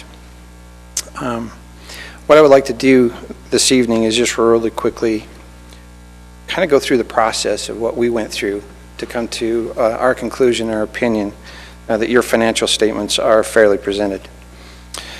And where I'd like to turn is to our opinion, our independent auditor's report. And it says, in our opinion, the financial statements referred to above present fairly in all material respects the respective financial position of the governmental activities, business type activities, each major fund, and the aggregate remaining fund information of the City of Saratoga Springs as of June 30th, 2017, and the respective changes in financial position and, where applicable, cash flows thereof for the year then ended in accordance with accounting principles generally accepted in the United States of America. That is an unqualified opinion. That is a clean opinion. That's the best opinion that you can receive. What we did to come to that conclusion is we performed a lot of tests. We came in and we did a lot of interviews and a lot of talking to the staff to try and understand the processes and what happens within your city, and to look at the controls and how that we're managing and protecting the assets that we have. There's several things that we do in conjunction with that. We look at, like I said, inquiries with management. We'll do walkthroughs where you take the transaction that happens and you walk it all the way through until it fits on the financial statements, and what controls are in place and what the process is to do that. We do that so that we can kind of focus on the areas that we feel like we need to perform additional tests, but also to see if the controls are, one, if we're designed, if we have actual controls, if they've been implemented, and if they're effective. And we're trying to determine those things as we're going through. We'll pull samples. We pulled a lot of invoices, and we looked at, to see that there's an approval process that goes through, that the coding is right, that the dates are right, to make sure that they're properly being reflected in the financial statements. We also give a report in our package here. There's a report on internal controls, and while we don't actually give an opinion on the controls themselves, we'll let you know if there's a challenge. If the control is just was never designed or implemented, and it's just not there, that's considered a material weakness, and we would let you know that. If the control was designed and it was implemented and it's normally effective, but something just went wrong and somebody didn't do something, and it kind of slipped through, and enough of those slipped through, that would be a significant deficiency, and we would let you know as that as well. This year, through our testing and through looking at the controls, we found no material weaknesses or significant deficiencies that we need to mention. Once we kind of have an idea of what areas we want to look at, we perform tests to verify that what you're seeing on the financial statements is fairly representative. And we'll do that by different things. We'll send out confirmations to third parties to make sure that the balances that you're showing are the balances that they show. We'll do analytical procedures. We'll look at last year and the year before and this year with measures that we think that should be, well, if it was this and this, then it should be this. And if there's different variances, then we start asking questions and digging in to see what the differences are. We do a lot, like I said, and we pulled a lot of invoices. We traced to supporting documentation to make sure that what we're showing on the financial statement is really there. And then sometimes we'll do inquiries. If we see differences and there's variances, then we'll inquire of management and dig in a little bit. And then there's times we'll just look at the general ledger and to see that it's consistent. It has been consistent. Some of the areas that we looked at as we were performing our audit, obviously we look at cash. That's a very important thing and very important to the city. We send out third-party confirmations for those. We recalculated the bank reconciliations so that we could be comfortable that the information is right. Other areas we looked at are accounts receivable, accounts payable, capital assets, long-term debt, and perform various tests to make sure that those balances right through confirmations, through recalculations, analytical reviews. Through all those tests, we were able to come to that conclusion that your financial statements are fairly presented. In addition to that, we're required by the state of Utah to perform tests on state compliance. This year, some of those compliance issues were budgetary compliance, truth in taxation, and various different things that we were supposed to look at there. There are prescribed procedures that the state of Utah requires us to go through, and we went through those.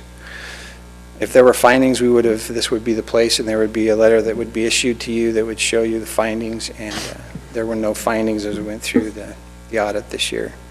The areas that we looked at and the procedure we performed, your city was in compliance there. That is a really quick review of a lot of work, and that's what we went through to get to the point where we can say and give that opinion that your financial statements are materially correct. So is there any questions I can answer for anybody? Wouldn't you have something to say? Not questions, just comments. Okay, if you got a comment. No, I just appreciate the overview, and to staff, I mean, one of the things I went to right away was the state report and the internal controls, and I appreciate seeing no repeat findings, because I know here, and that gives me confidence over the reporting that we review. And keeping it. So thank you. Is that quick enough for you? Perfect. Anything else? Okay. Perfect. Do we have to take action on the acceptance? Okay. And I will entertain a motion. I'll move that we approve the fiscal year 2017. I guess I move that we accept the fiscal year 2017 audit. Second. Okay, I have a first from Councilman Willen, a second from Councilman Porter. Any further discussion? Badesca? Aye. Wilden? Aye. McComber? Aye. Barch? Aye. Porter? Aye. Perfect. Mark, I have a question not related to this, but we switched auditors this year, which was great. We like that. We like that. At the North Point Solid Waste Board meeting Monday night, we actually put a policy in place that was recommended by Orem and some other cities that have done it, where we can't contract for longer than 5 years with potential of 2 one-year extensions with any auditing firm, because we had Squire over there for 17 years. Yeah, it really made some of us cringe. Nothing against the auditing firm, but I think it's good practice. The sweet number that was discussed from some people that had done that, and maybe you can correct me if I'm wrong, 5 years is kind of that time to get up to speed, be really thorough. Less than that's kind of inefficient. Less is hard. So I don't know if we, as a city, should look at adopting some sort of policy for... That's kind of the practice. How long did we contract for with this, Shalice? Yeah. Yeah, I just don't know if Do we they wanted prefer to you change or you change partners? change auditing companies. Change audit. And each firm kind of has their own kind of, strengths and weaknesses, and by mixing it up, you don't create too much of a relationship. And so I believe Squire did the first year I was here, then we changed over to Litz, and I believe, did they do... They did 5 years, and then we've just now changed. So that's kind of the part. I'm just curious if it's a policy we want to put in place. You're certainly It welcome. sounded like, some of the other bigger cities have started to do that, just so that it's clear and defined. Doesn't slip through the cracks. Doesn't slip Future through the councils- cracks. We're already doing it, but sure, we'll put a policy in place. I mean, Thanks, I Mark. may be- You are, but the next Leatham might not. Jim, I've got a long time to retire, so don't worry. Okay. Outlive you. I mean, I may be an island on here, but just working for a publicly traded company, like, I would be fine if the policy was just switching out partners, so we could retain the same company if we wanted, as long as it was a different partner in charge. That's just a recommendation. Right. I know, I'm just saying, like, that, I'm just one of 6. Spivey from Orem was talking about it and some of the benefits and pros and cons, and so was, I forgot the other guy. To your point there, you know, different firms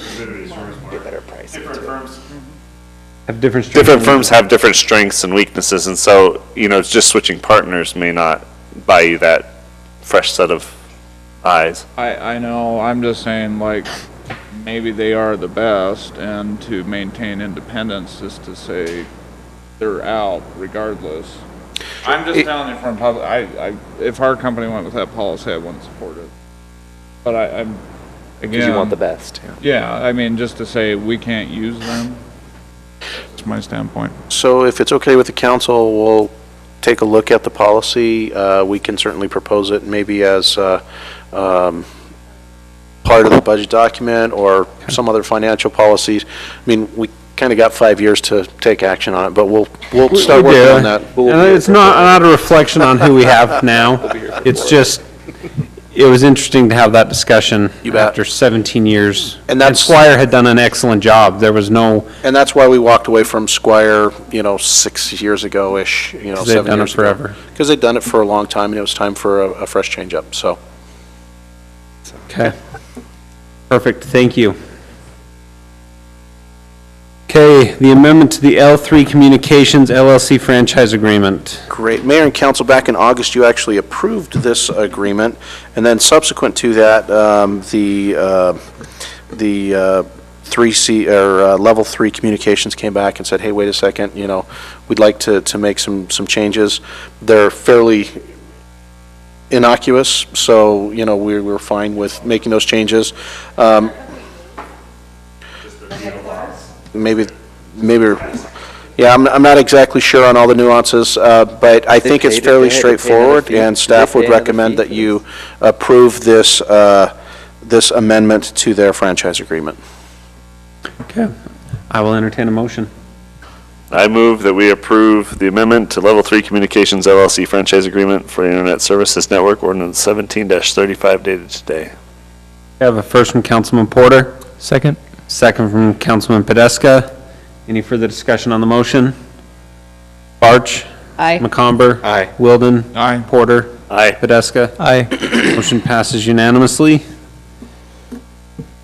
Appointment to the Utah Valley Dispatch Special Service District Board, Councilman Ryan Podeska. As the alternate, so. Alternate. With me, we'll take care of that board assignment, so unless you'd like to discuss it, I'm ready for a motion. Okay. I move that we approve the appointment of Councilmember Ryan Podeska as the alternate to the Utah Valley Dispatch Special Service District Board. I'll second. Okay, I have a first from Councilman McComber, a second from Councilwoman Barch. Any further discussion on the motion? Disappointed that Councilman Podeska didn't make his own motion. I know. I was going to make. Self-serving. Well, I'm gonna nay this now. it was because I first found out when I got the agenda. That's awesome. That's completely awesome. Well, You have to go in and get sworn in. we'll do a roll call. Yeah. Councilman Podeska. Aye. Wilden. Aye.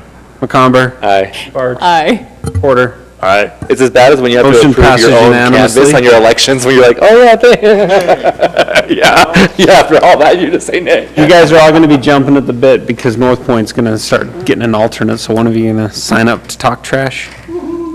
See? Porter, Nay. you're on.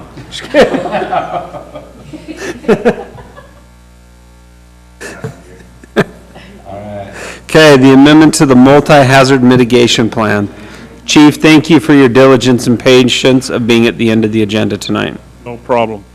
I actually apologize that this is even taking up any of your time. A little bit of irony here. The last plan that you approved, FEMA was asking for the adoption date prior to our submittal, which we provided. We then submitted it to them and rejected it because of the lack of the 2 citations that sent to you that needed to be added that say that we would follow federal guidelines, our process. So those have been added, but we actually, what's been interesting is in 2 weeks' time, we received FEMA's approval. So 2 weeks after adding those citations, sending it back in, we've actually received the approval from FEMA. They've accepted the plan, so I'll provide the last adoption date. Okay, I will entertain a motion. Move that we approve the amendment to the multi-hazard mitigation plan. I have a first from Councilwoman Barch. Second. I have a second from Councilman Porter. Any further discussion on the motion? Porter? Aye. Podeska? Aye. McComber? Aye. Barch? Aye. Wilden? Aye. Motion passes unanimously. Mayor and council, if I could point out, I appreciate Jess wearing his Class A uniform for this amendment. It was spectacular. Yes. Hey, I thought it was worthy of it. Chief has been known to set the bar high for his staff. Yes. Thank you. We'll have a tuxedo when he's looking for his next piece of equipment. That's why we recruited 3 great firefighters I'm just glad he tonight. has his pants on this time. Last time. We do have need for a closed session. Yep. We have minutes. Thank you, Chief. I move, Okay, I'll entertain a motion for minutes. I move that we approve the minutes for October 3rd, 2017 and October 17th, 2017 with the changes that were posted. Were they posted? And/or submitted. And any that were submitted. Out the submitted ones because they didn't get posted. And, okay. And any that were submitted. I don't think we have to read them. Mine, yours, Michael's. There's some other up there. Yeah, we should go look, because I posted late, Yeah. like, when we were sitting here. This is the longest minute approval ever. It's your fault. Actually, it's Well, we not. could just say, no, you have no idea. No, don't go there. We used to actually have to read everything. And, There's some from Michael and. okay, we're good. Okay. Okay. All posted comments or changes. I'll second. Okay, I have a first from Councilman Porter, second from Councilwoman Barch. Any further discussion? Podeska? Aye. Wilden? Aye. McComber? Aye. Podeska? Porter? Aye. Aye. Motion passes unanimously. I move that we go into closed session as outlined in the agenda. I have a first from Michael McComber, second from Podeska. All in favor? Aye. Aye. Motion passes. You just volunteered. I just volunteered. Yes. The garbage. You just volunteered.